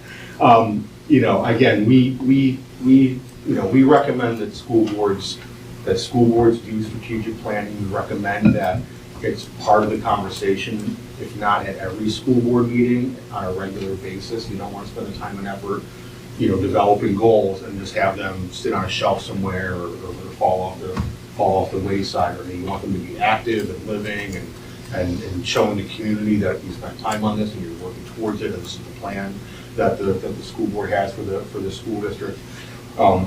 Excuse me. And the other aspect too, depending on, there's so many different avenues of that strategic planning can go. One of my favorite stories is there was a school district that did, it was a large district and they had a lot of different buildings. They did this SAU-wide, so there were a couple of different districts. But they had some, so they basically invited anybody, whoever wants to be part of the process, Some boards do it internally, some boards open up to the community, but everyone wants to be part of the process. So they had a bunch of people from the community want to be active in this, so they had to create subcommittees. They had a facilities committee, and a technology committee, and whatever it might be. So, you know, one of the outcomes that they wanted to have was, you know, we want to make sure that we've got the latest, greatest technology in our school, 21st century learning, this, that, and the other thing. Everybody on the technology committee thought that was the greatest thing ever. Yes, yes, yes, yes, yes. The facilities people were like, our elementary school is like 90 years old. I'm not sure that we can handle, this building can handle the technology that everybody seems to want. But like, absent that conversation, right? You know, out in a strategic planning realm, you know, that may not have been, you know, that may not have come to the forefront, if you will, but it was, I love this old school superintendent telling me that story. Like, everybody's like, we got some issues we need to tackle here, but just one example of how strategic planning can help align, you know, the mission, vision, policy, budget, staffing, facilities, and all of that. Well, and we are in the process of the strategic plan and hope to have it finalized soon and presented. But like, you know, I think in general, there are these great plans, but then ours talks about stakeholders and budget, because that's always kind of hanging over our head as far as, we want to do everything. Right. But we also know we can't. Right. And the one thing that school, I have to remind school boards from time to time about this when they're doing strategic planning or goal setting, be mindful not to create a to-do list for your administration. You know, if they're busy enough as it is, you got to be mindful that you're not just adding more things onto their plate and onto their responsibility. Which is why, I mean, I get what you said, Mike, that it's not, doesn't delineate the superintendent's going to do this, the school board can do that, the teachers are going to do this. But, you know, if you're having a plan, ideally it's somewhat actionable, so somebody's going to have to be doing something, you know. Whether, but again, that can be budget related, that can be facilities related, that can be staffing related, that can be, you know, whatever the board chooses. Continuing on, those are the prime school board roles and responsibilities: policy, budget, evaluate the superintendent, and strategic planning or goal setting, whatever you want to call it. Keeping those four aspects in the forefront. If you get a question from your constituents, you've got a question as a board member about sort of what is the board's proper role within this context. Ask yourself, does it relate to budget? Does it relate to policy? Right? And you're going to be halfway there if it does. And let me give you an example of sort of the day-to-day, highlighting the board's responsibility as it relates to policy versus the administration's day-to-day responsibilities of managing the school district, right? So, dress code violations. First week of school, last week of school. Every school district in the state, right? You're getting kicked because inevitably it's going to be 95 degrees that first week of school, and you're getting into the first week, second week of June, we're going to have a heat wave come in. So there are going to be some violations of the dress code policy that the high school principal or whoever is going to have to address, right? So kid gets suspension, or not suspension, this kid gets detention, let's just say, you know, for violating the dress code policy after it's been warned a couple times. You know, when the parent calls you as the board chair, and I think, you know, ridiculous, my kid got, you know, after, you know, detention, and it's 100 degrees outside, and the kids are hot, blah, blah, blah, blah. You know, I want you as a board chair to talk to the high school principal and get it taken care of, right? Day-to-day responsibilities of the school district that fall on the superintendent and the administrative team, right? Obviously, it's all, I say the superintendent, but obviously it's delegated. Business manager, special ed, high school principal, so on and so forth, right? So that's one conversation, right? But that's the principal's decision. School boards are responsible for the day-to-day goings on within the school district. However, what if that same parent called you and said, hey, Sean, you know, I get it, you know, I'm not crazy about the fact that my kid got detention and with some baseball practice, but I really think the board should revisit that policy. I think it's really unfair to kids, right? Is he asking you about policy or budget? Absolutely. Is that within the board's purview? Sure, you want us to look at I'll talk to my fellow board members, if they want us to revisit the dress code policy, we'll revisit the dress code policy. Difference between sort of day-to-day operations of the school district, management, student behavior, and something that's within the board's weren't relevant, actionable for the board to undertake. So you're saying we wouldn't have to, but we would listen to somebody who wants us I mean, to. you don't have to, but you just say, let's just say instead of, if one parent, no, but if 10 parents called you and said, or 10 parents showed up at public comment and said, we're asking the board to revisit the dress code policy, you look around your fellow board members and you say, everybody read it in the interim, in the next couple of weeks, I'll have a conversation with Mike in the meantime. And if the board thinks that maybe we need to amend, or you do some of your own research and look at what Winnisquam has on the books, look at what Concord has on the books, look at what Coney has on the books, see if they're similar, and if they're not, maybe your policy is in line with what most districts in the region have, maybe it's way off. I'm just saying that, I'm not saying you have to, I'm saying that if you wanted to, revisiting the policy would be well within the board's purview. You don't have to jump, every time a parent makes a request of you. Sure. But I'm just saying, there's a difference between a constituent asking you to revisit a policy versus a constituent asking you to step into what's in the administrative purview. Does that clarify? Can I give you another example? Yeah. Because I might even giving you a heads up about this, I'm not sure, but like our role is budget, right? When it gets to budget season, we're getting like into the details of the budget.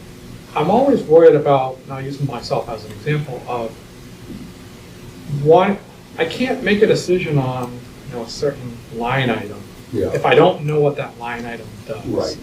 And at what point are we getting into too many of the details of what Alice does for her job, whether we need to keep that position or not? Yeah, I mean, that's a tough question. I mean, is it reasonable for the school board to ask, what is line item 1, 2, 3? What is line item, 7, 8, 9? I think so. I think that's completely reasonable. There are, now that you mention it, that's one of the things that we've had that question before. One of those situations, I wish we were a larger organization and we would have the manpower to create a little manual for school boards. I know that the Department of Revenue Administration, their codes, you probably see there's the 1100 codes, the 1200 codes, those all stand for something. What they are off the top of my head, I used to know, I don't know. But 1100, Regular education, yeah, like there's regular ed, 1210 special education. You provide that, right. Yeah, handbook 2R. You focusing on the sub-accounts, I don't think it's necessary. I mean, if you want to count your pennies, yeah, but I think just sort of the general, the 1100s, the 1200s, the 1300s, what is this the line item in line with the Department of Revenue Administration, DRA codes, what does that fall on? And that's how we present it during the public hearing. Yeah, By I mean, you By can't, function and object. you can't be counting boxes of paper clips, you know what I mean? It just, you gotta be, I mean, some board members do, and that's their prerogative. I'm not gonna disparage somebody for wanting to watch the budget, but, at some degree, if you're looking at, let's say the board has just said, okay, we're really gonna try and come in with nothing more than a 3% increase. We know it's probably a flat budget, by and large, right? You look at, and if you find you need to either cut or add money, where are you going to remove things that are actually going to impact tax rate? It's not paper clips, right? It's not staples, it's not reams of paper. Does that all add up at the end of the day? I presume, I guess, what's your budget here, $30-40 million? What's that? 28. So yeah, but, I think like our budget is 30% salary and benefits. That's exactly right. Salary, benefits, and the rest is special ed, and the rest is contributions to the New Hampshire retirement system and the transportation. How much of your budget, like honestly, let's have this conversation. How much of your budget do you really get to play with? Very little. 1% maybe? 2% if that? Maybe. And that's But if we were, and I'm going to take the positive view of this, a department comes to us and says, we'd like to add another staff member. Right. I would feel obligated to know, what does that department do, and what do their 2 other people do to help determine whether that really should be needed? But Because that's my idea of job descriptions. policy. Yeah. So you've got job descriptions. You might have a policy on, let's say, class size. Most of those are aspirational. You know, the board will strive to have the student-teacher ratio of 17-to-1 in the elementary schools and whatever, 22-to-1 in the high school, or whatever it might be. But you've got to make that aspirational, because you can't, you know, you're not going to hire an extra teacher just because one classroom has 19 kids, one has 18 kids, and the other has 17 kids, right? You know, so job descriptions, that department needs to justify that position. You know, is it, you have to do this, you have to hire a paraprofessional because of your child's special education and the IEP requires it, right? You know, I think those are legitimate questions to ask. You know, why do you need, you know, why do you need this? And then, you know, why is the department requesting this? If they're requesting it, they should be able to tell you why. You know, other questions that I think would be reasonable for Mike is, can that be, you know, can we manage this with existing staff? You know, is there a way to sort of reallocate the resources within the school district? I'm sure Mike is going to have, you know, a preliminary conversation with either that department head or that building level principal before it even comes up to the school board. You know, and, you know, we're not just willy-nilly requests. I would imagine if it's a recommendation coming from a long-serving, very good superintendent, that, you know, to some degree, there's got to be some trust there, you know, if so, you know, and again, you know, look at your, you know, look at your staff and, you know, so, does that help? Yeah, I mean, I think the discussion gets more difficult when you're. Yes. Cut. Oh, yeah, with cuts, yeah, absolutely, yeah, I mean, this. Well, like, I wouldn't want to cut, but like, if we have a vacant position, do we need that position? Right. What does that position do? Right. Who else does that job, you know? But then I feel like we're getting into the weeds a little bit at that point, too. No, I mean, I don't, you know, I think when it comes to staffing levels, I don't think that's necessarily getting into the weeds. I mean, your superintendent's gonna make a recommendation to fill certain staff, right? You know, the cutting staff is never easy. You know, why is that staff number being cut? Is it because enrollment in the K-5 school dipped and we used to need 4 first-grade teachers and now, you know, we have keep 4 first-grade teachers, we're only gonna have 12 kids in a class. So that's fiscally prudent. The parents might want it. You know what I mean? And that's the, you know, again, what did I say at the beginning? How we were talking about roles and responsibilities of the school board and do we provide an education? I reminded you, you've got a lot of constituents that you have to answer to, staff, students, parents, taxpayers, you know, and that's why, you know, you get elected and make that whole $1,500 a year for your stipend to make these tough choices. You know, I mean, when you say getting into the weeds, I think staffing is completely reasonable for the board. You know, again, counting paper clips is not. Yeah. You know, if you're, you know, and again, ask, you know what the budget drivers are, right? Special ed, staffing, transportation, retirement system contributions. I mean, I don't know, those are probably the 4 biggest ones if I. And health insurance. Health insurance, yeah, that's, I put that in with staffing, so. You know, if it's relative to your budget drivers, yeah, I think it's fine for the board to have that conversation. Again, if it's talking about counting paper clips and pencils and reams of paper, like, you know, that's not gonna save anybody anything on your tax rate. And if it does, it's gonna be 2 years from now, and you're gonna give them $1.50 back and can't even buy a cup of coffee at Dunkin' for that anymore, so. Any other questions while we're sort of gonna pause here? I'm gonna finish up some of the slides. All right, so policy, budget, evaluate the superintendent's strategic planning. Those are the 4 prime ones. And then there are some ancillary school board roles and responsibilities as well too. Collective bargaining. Did you have to bargain this year? No, you got it scheduled next year? No. How many unions? Next summer. How many unions do you have? 1. Just the 1. Your support staff. Gotcha. Conduct various hearings, disciplinary hearings, non-renewals. Have you had to have those from time to time? Fortunately, not too long. Good. The staff ones, you know, that's a, you know, if you're not, you know, some districts have non-renewal hearings regularly, which is not a good sign. If you're not having them, that means that, you know, people are being counseled out of the district appropriately and professionally. The staff, or the student hearings, let me give you some cautionary tales on that as well too. I will say in our student hearings, we typically have our attorney present as well. That's smart. And I've been to some where there are 3 attorneys in the room.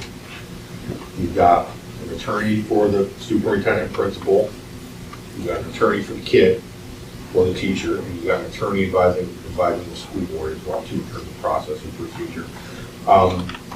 Another important role and responsibility within the role of responsibility of the hearings is be mindful that the board sitting as judge and jury has to come into that hearing free of bias and free of prejudice. You know, it's a small community, you know the parents, you know the kids, you know the teachers, so you're gonna hear stuff, whether it's social media, or you're at Shaw's or Hannaford or whatever, people are gonna come up to you and, oh, I heard this kid got suspended, or this kid was selling drugs in the bathroom, whatever the case may be. It's a private student matter, I can't discuss it. You gotta be mindful, don't be asking your neighbors, don't be asking other parents, don't be asking kids. If you've got kids in the district, don't say what happened to Johnny. You've got to come into that free and clear of bias, and your decision has to be made solely on the evidence that's presented to you at that hearing within presumably the non-public session that you're going to be having. So, collective bargaining varies.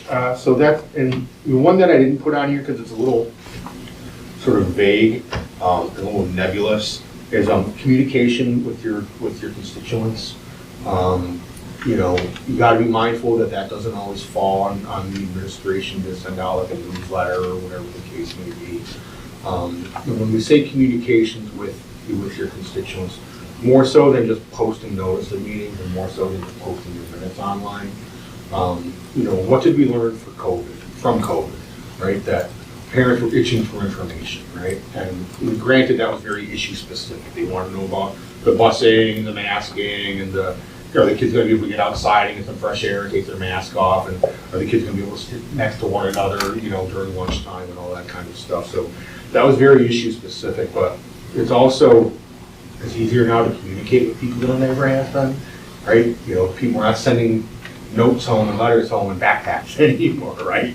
It's all digital, it's all online. So, you know, just, you know, some districts have social media.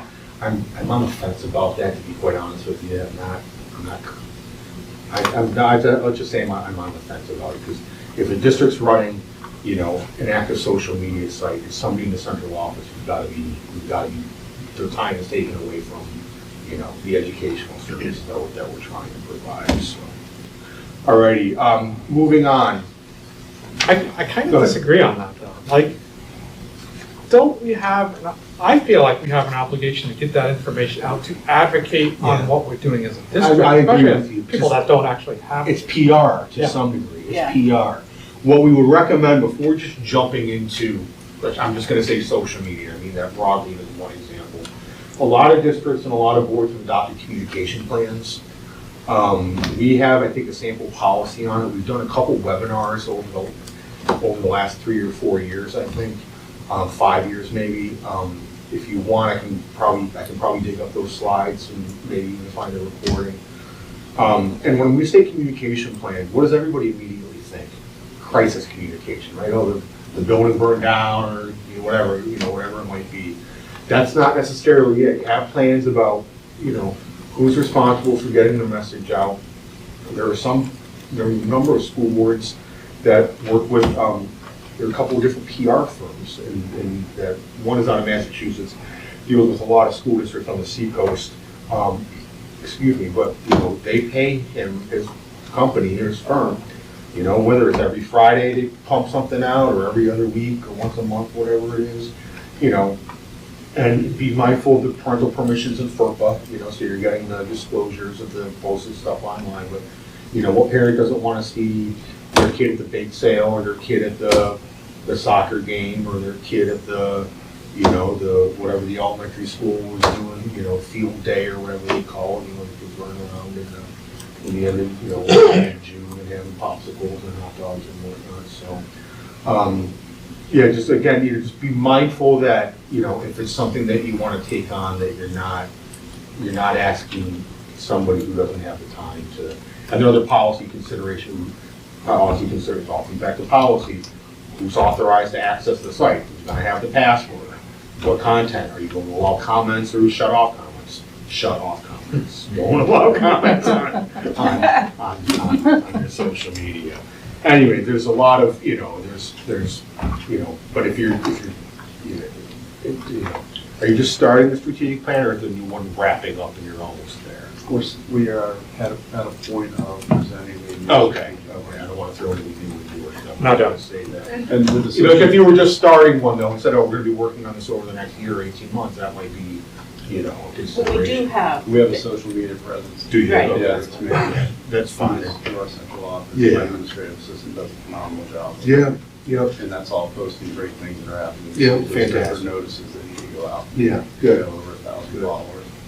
Yep, fantastic. So problem solved. You got, I just, some districts have the capacity to do that and other districts don't have the capacity. That doesn't mean I don't.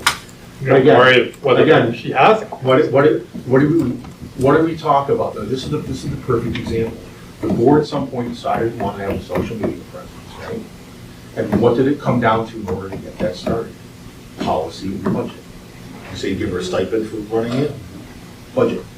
I hope you have a policy in place about who has access and, no, maybe not, you just. Not a written policy. Not a written policy, There's there's a place administrative here to functions go. and, okay. And That's fine. actually, you said, I think you need a social media presence. So we started doing it. Gotcha. We worked out the management piece You of it. literally just wrote down communication on social media. Yeah, I mean, if you have samples. Yeah. Somebody remind me and I'll send you a simple policy on that. Yeah, we did, I think, Michael, you had gone to, a couple of years ago, you had stuff on communication plans. The PR firm that I had mentioned, Correct. we brought them in, I think they did 2 webinars for us Yeah. over a couple of years. I mean, they were very good, but Yeah. I was like, that costs money, It would cost, a lot of money, Yeah. or capacity. Correct. So, Correct. good stuff was in it. I know you and I talked about it, but it was. One of the challenges, I like John Guilfoyle, Public Relations. I like John, he does amazing work.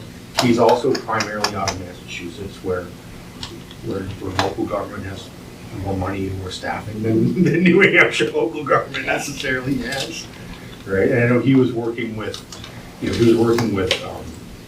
Winnicott and Exeter and Dover and districts that had some, flexible money, or whatever you put it that way, so.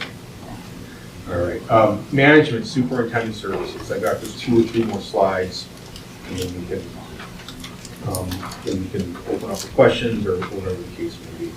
So again, under RSA 189.24 and RSA 194C, as well as the Department of Education rules, ED 302, the superintendent responsibilities, ED 303, school board responsibilities. School districts are required to employ a qualified person to provide superintendent services. These statutes assign all aspects of management of a school district to the superintendent. In more general terms, the superintendent is the executive officer who performs all the administrative and leadership services of the district.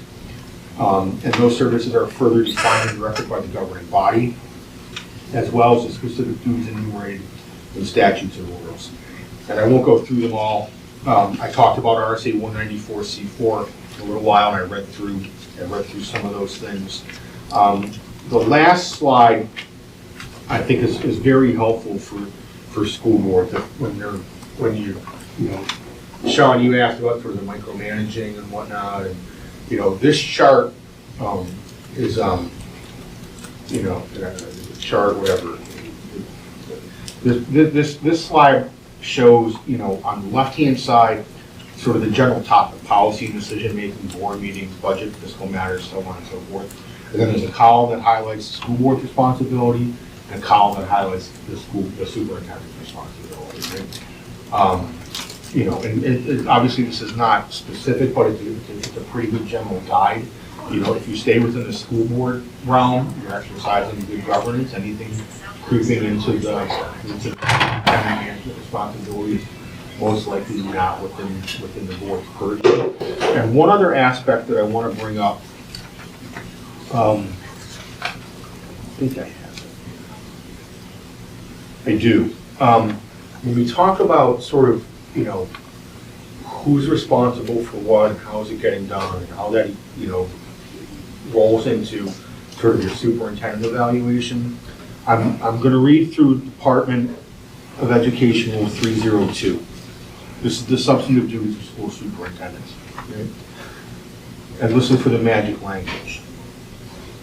School superintendent shall nominate all certified staff and appoint other employees in accordance with state law, rules of the state board, and local school board policies.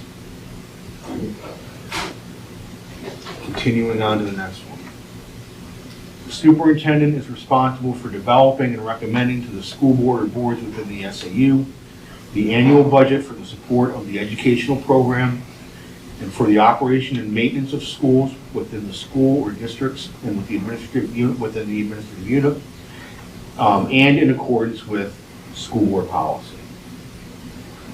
The superintendent is responsible for developing and maintaining an accounting system and financial reporting procedures for all funds in accordance with local school board policy and local and state laws. I think that's it.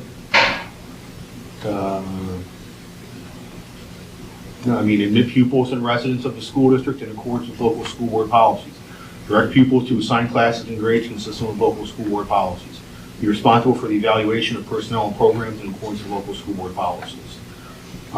So anyway, my point being is, and be responsible for the implementation or review of school board policies. So my point being is that it's not like your superintendent just out there doing what he or she wants. Acting in accordance with the local school board policy, which is why your policy making responsibilities are so important, right? And if there's conflict or disagreement or misunderstanding, you have that conversation, in the meetings, the non-public meetings that you have on a regular basis, or sometimes it might just be a conversation between the chair and the superintendent, and you figure it out. You can reach common ground and move forward. But again, if I can leave you with anything, ask yourself, if you get a constituent question from a constituent, or the board sitting around trying to figure out what its role is, how does it relate to policy, how does it relate to budget, how does it relate to evaluating the superintendent, and how does it relate to equate to school board goal setting. Are there any questions about that or anything else, or? I think the one, you said it in the beginning, but I just want to make sure if we are posting on social media about anything related to school board, do we need to say, like if I'm commenting on my thoughts on something, do I need to say I'm speaking as an individual? So, yeah, I didn't put it with me. And I think it might be next week. We're doing a webinar. It's one of our annual webinars on school board use of what it's called electronic communication or digital communication. We have a portion on that about social media use. We recommend, so part of this depends, I'm just going to use Facebook as the example. If you are using a Facebook that just says Michelle for Shaker School Board, let's say that's the username, right? We think that you can put a disclaimer on there that says this is not, we have a draft one.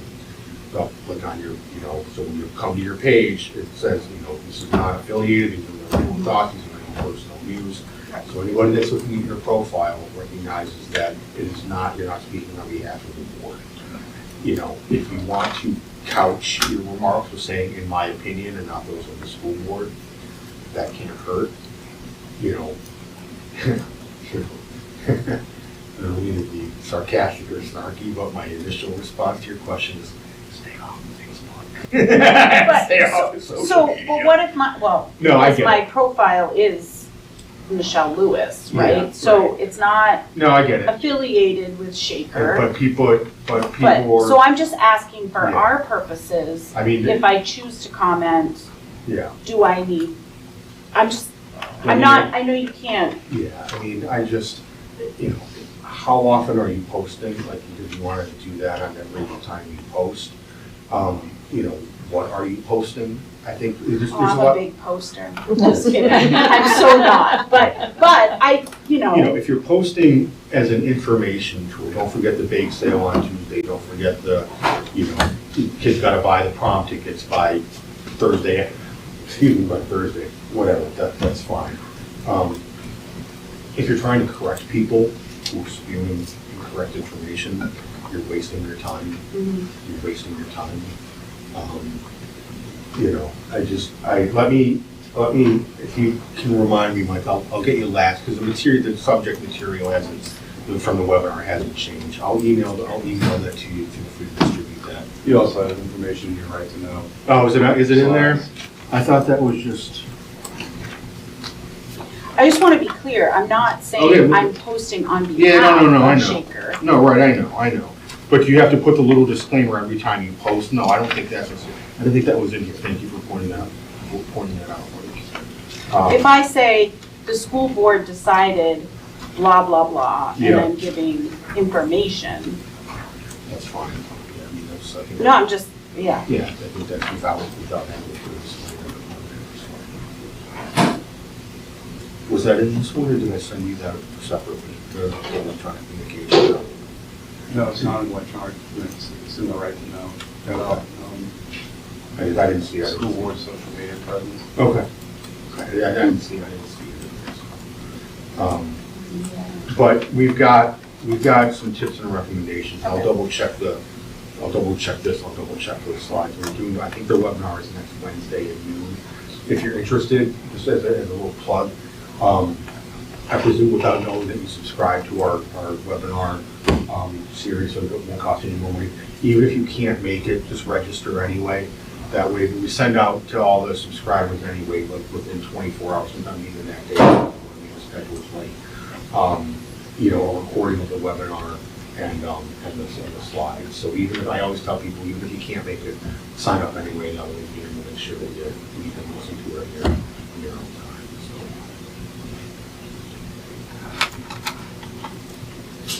Can't answer your question. Okay, those are just contemplating. Michelle, you could. I have a totally unrelated question, but I'm not sure how we as a school board can better advocate at the state level when we don't have necessarily the time to do so, the knowledge to do so. Yeah. But I feel like it's kind of our obligation to some degree. Partly for PR purposes as well. Like, I want to show taxpayers that we're fighting some of these, you know, things that we're seeing at the state that are going to impact. How do we wrap our heads around everything that's out there? If you don't have time to be actively involved, we call it downtown, right?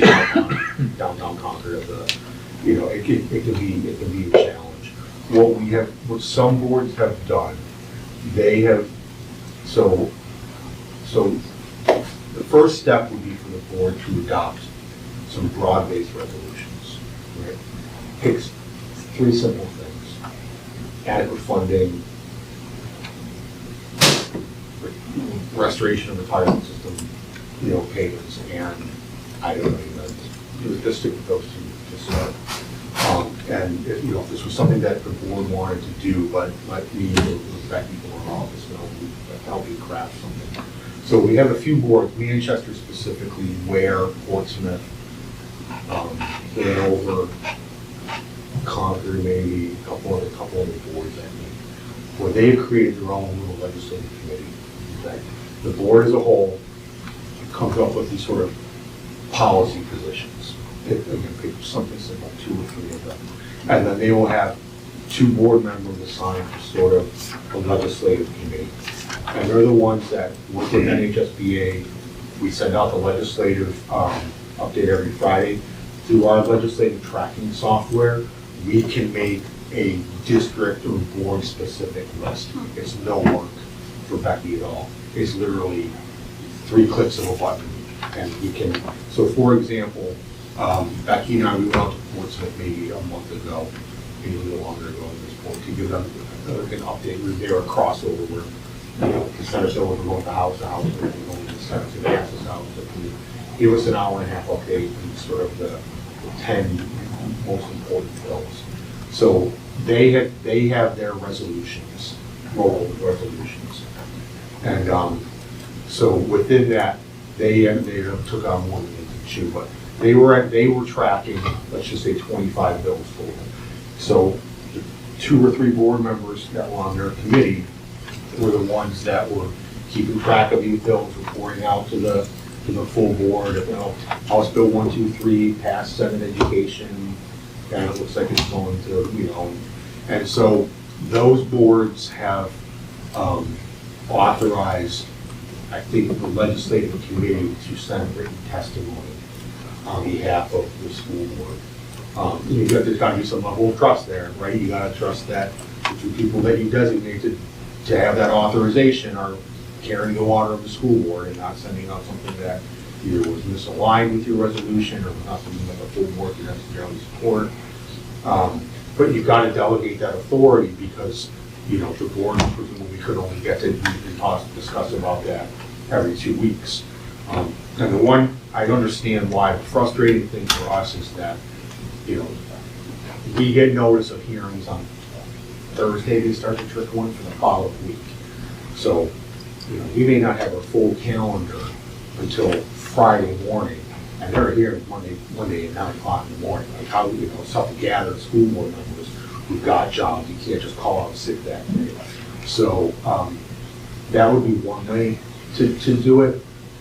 So, you know, and then you send the letter into the committee, you send your letter to your local reps, you know, to the extent that you can, you know, bring in your local representatives for a meeting now and then, you know, whether or not that's, you know, before the session starts or before the holidays, and you say, you know, Representative, you know, Joe Smith, Shaker Regional School Board, these are the 3 resolutions, and these are probably the 10 bills. And I don't know if other school boards do this, but I would even go a step further. Like that group should be able to write, you know, letters to the editor to let their constituents know. However broad based that you wanted to give them that authority, they certainly could. You know, in the situations where I've seen the letter to the editor, you know, oftentimes, I'm trying to think if I've seen any from where the board has authorized it. Probably nothing's coming to mind right now. But it's not necessarily to drive policy as much. No, but to as show that to your show that we're constituents that you're keeping an eye on this, and this is going to have an impact on not just the school district, but by extension, the parents and the kids and the voters and the taxpayers. Yeah. Exactly. So yeah, if you're interested in pursuing that more, you know, maybe when the school and the legislative session ends, or you're done with school and whatnot, you've got time, reach out to Becky. Becky's happy to, you know, come on up here and talk to the full board, or hop on a Zoom with you, share, your vice chair, or whatever, and talk about how some of the other districts and other boards that we're working with have established this and how they're yeah, what we recommend is, you know, if you've got to start out with your sort of statements of beliefs. What does Shaker believe in? And then track, you know, if it's fiscal, we can need a lot of free bills. But you know, don't start trying to track 30, 40, 50 bills. It'll drive me nuts. I hate to do it. So, you know, pick something manageable. What are the 6, 10, maybe 12 high priority bills for the Shaker Regional School Board here? You know, time, effort, you know, all that kind of. You'd be more effective targeting 4 bills than you would be targeting 40 bills. All right, this is our opportunity to ask questions. I'm here, my time is your time, folks.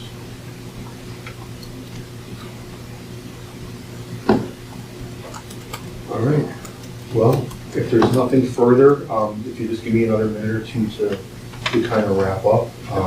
First of all, thank you again for having me up. The training is my most favorite part of this job. And I'm not just saying that because I'm in front of you right now. believe me when I tell you this is better than dealing with the legislature. But no, my favorite part of the job is still, I've been doing the training for 20 years, as I mentioned. It's still my favorite part of the job. I get to come out to communities that I would never have a reason to swing by. Never, I get to see the inside of these wonderful schools that I would never get to.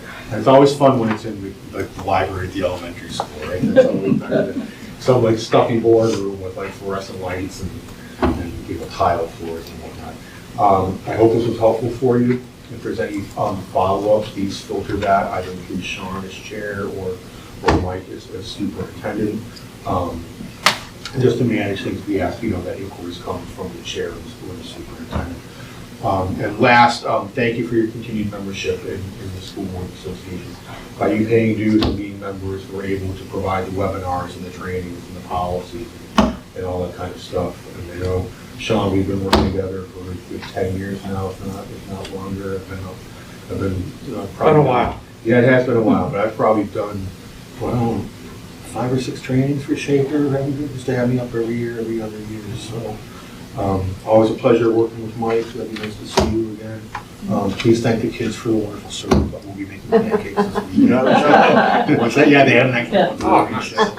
Yeah, was that the building with the principal or something? Yeah. Please tell him thank you on behalf of NHSBA. Yes, I'll be making blueberry pancakes. What's that? Yeah. If there's nothing else for me, I'm going to step out and have a wonderful night. Thank you. Thank you. I'll tell you real quick, because I already mentioned this to you, but I appreciate what you do because I feel like I don't know if I could mentally do what you do because it's so draining, especially like, there are good times, but then there are a lot of bad times as well, and it's like, a lot of negativity out there. Yeah, well, we don't always live the healthiest lifestyle, after a long period of legislature. So I appreciate that. I appreciate that. Thank you. All right, folks, thank you.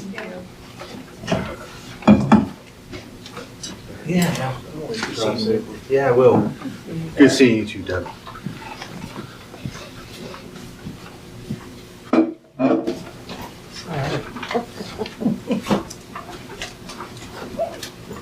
All right. Next up, we have withdrawal from expendable trust. These are action items based on our public hearing. I'm inclined to do them separately. Yeah.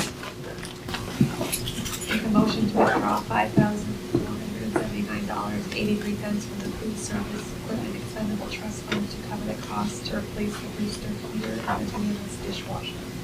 Second. Any further questions or discussion? All those in favor of the motion say aye. Aye. Opposed? Motion passes. And next we have the facilities and grounds. Make a motion to withdraw $453,000 from the facilities and grounds expendable trust fund to support the repaving at Belmont High School. Second. Discussion. I think we talked about this. Is it including repair and added drainage or needed drainage to hopefully get better longevity out of resurfacing? You want to touch on that? Yeah, it's gonna take care of the unsuitable, like rocks, and the drainage that was damaged, and they scoped the drainage lines and a lot of them were damaged. They're gonna fix that, they're gonna fix everything, and they're gonna give us, I think it was 3 inches of base and then an inch of top coat, and then it's all gonna be striped and done, and hopefully we'll have to touch it for 30 years.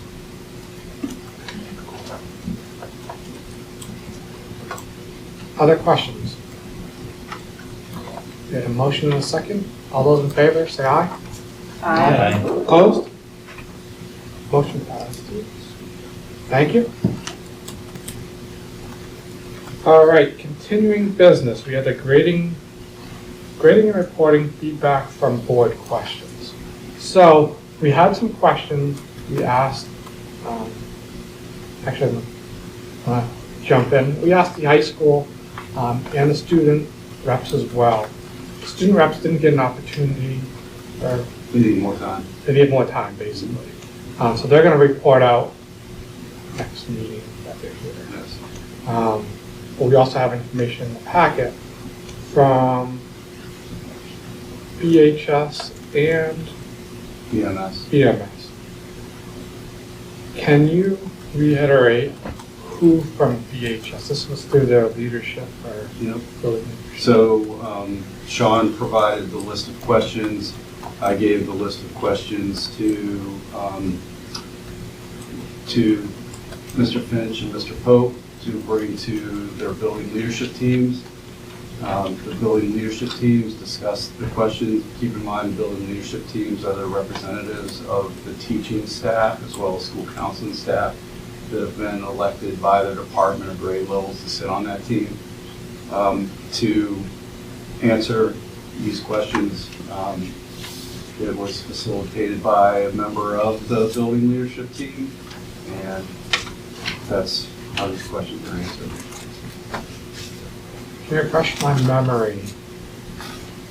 How big is a building leadership team? It varies per school, but there's a representative from every grade level and/or such as the high school department.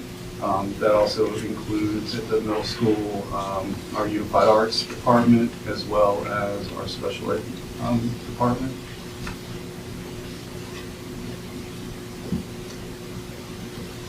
So based on that and all the leadership representatives, where we're getting basically one answer per question? I mean, is that a I read it as a synopsis of. consensus? Consensus of the group. Okay.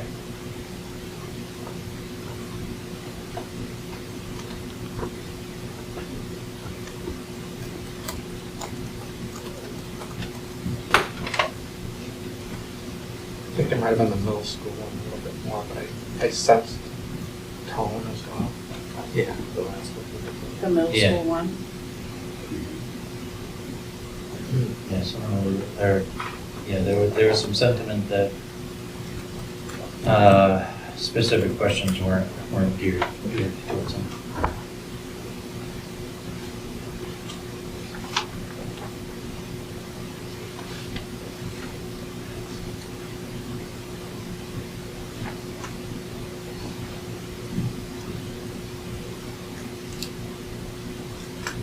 Any comments on feedback? So that everybody's had a chance to read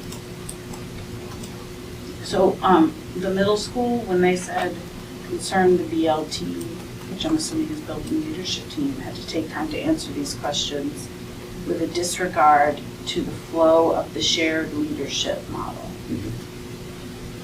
What is the disregard to the flow of the shared leadership? So it wasn't sent to all staff throughout the entire school to answer these questions.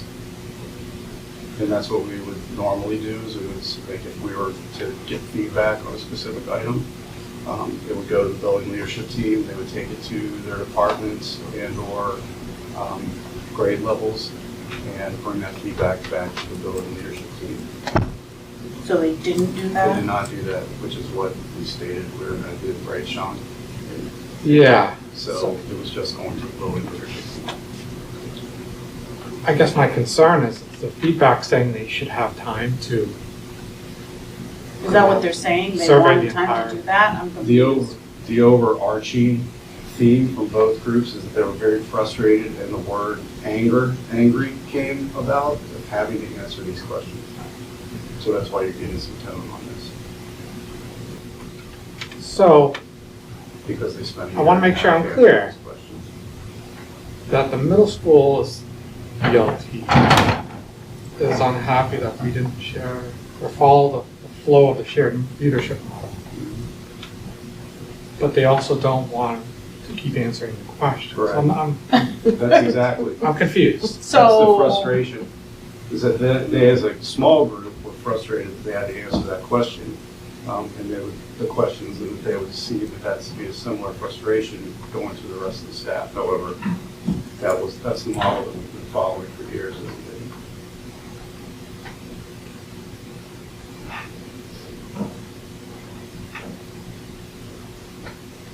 So, I mean, if they're speaking on behalf of their schools, and we're reading the feedback that we're getting, which seems positive. Tired of dealing with it.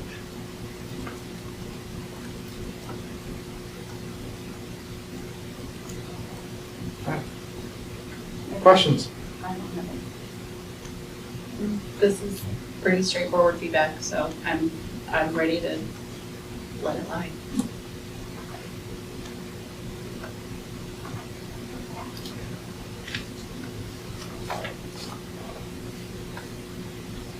Speak now. We're not talking about it for a while.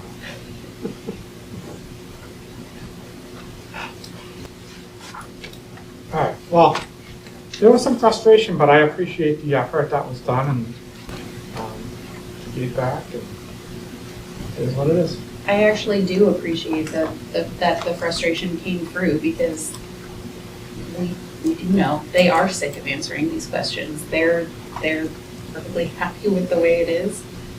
Stop touching it.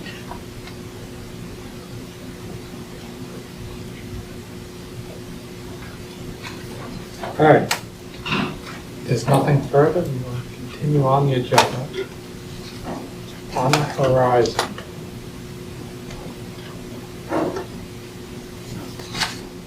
So we will have Nick Cohn and another representative from Isobar who will facilitate our strategic planning process, meeting with us virtually on the 27th to go over the strategic planning process and show the district plan, which is the dashboard. We can talk about it more as we get closer, but I'm trying to visualize how that's going to be. I was talking with Brandon about a large monitor so that they're sort of at the table. Because of the way this is set up. But he's probably going to show slides or? Yeah, so we'll have it be able, they can present just as you would be on a Zoom meeting or Microsoft Teams meeting. I'm just wondering if, kind of like what Barrett did, if we all had a copy ahead of time, we could just follow along on our laptops rather than trying to look at the screen on whatever angle we see. And I'll work with them the best way to present this virtually to board meeting.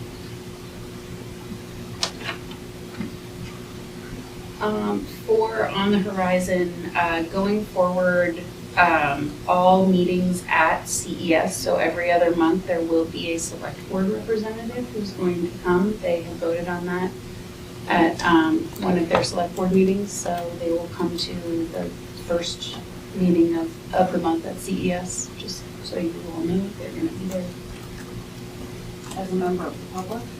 As a member of the select board, just to, it sounds to me like they are looking to just gain a little bit more information sort of about our process. This is a huge part of their budget as well, so, you know, they're just gonna come and sort of have some takeaways and, you know, have a better understanding of if we have anything.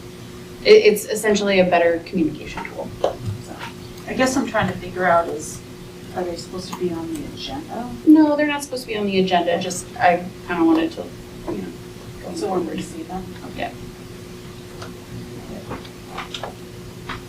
And I guess that would also cut both ways as well, because I know the town of Belmont's talked about, you know, we're certainly open to go to their meetings as well. Some of them may already do that.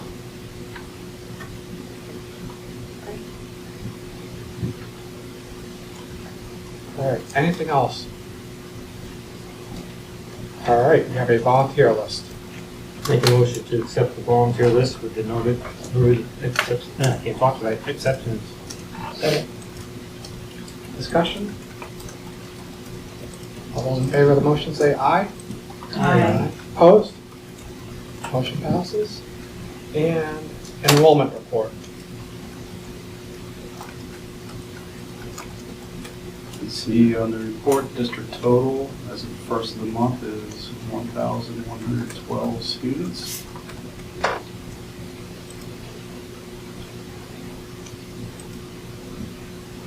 Any questions? See, there's no change from last month.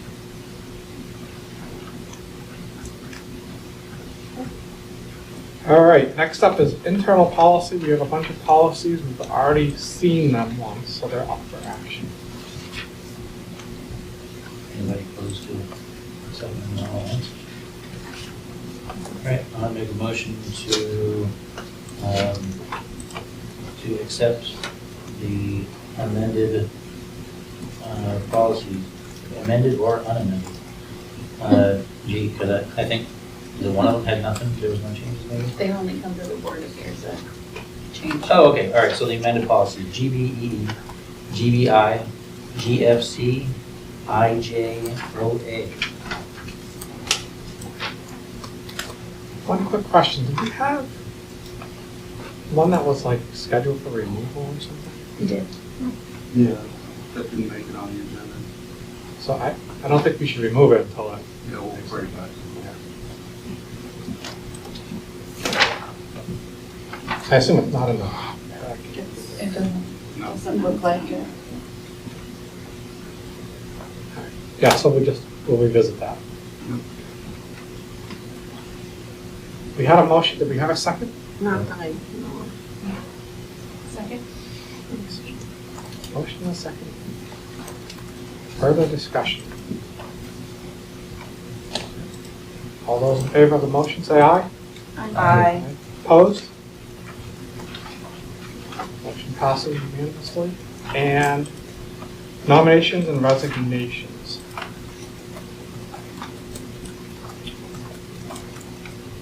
Hiring season in DC.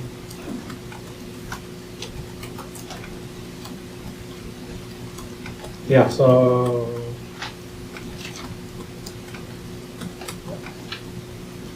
these are for action. Do you want to get it?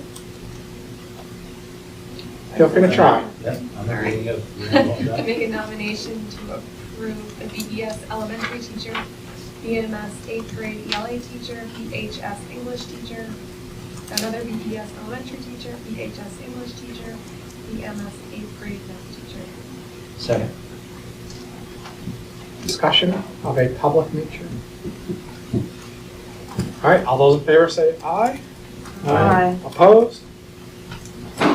Motion passes. We did have some resignations, so we'll acknowledge those.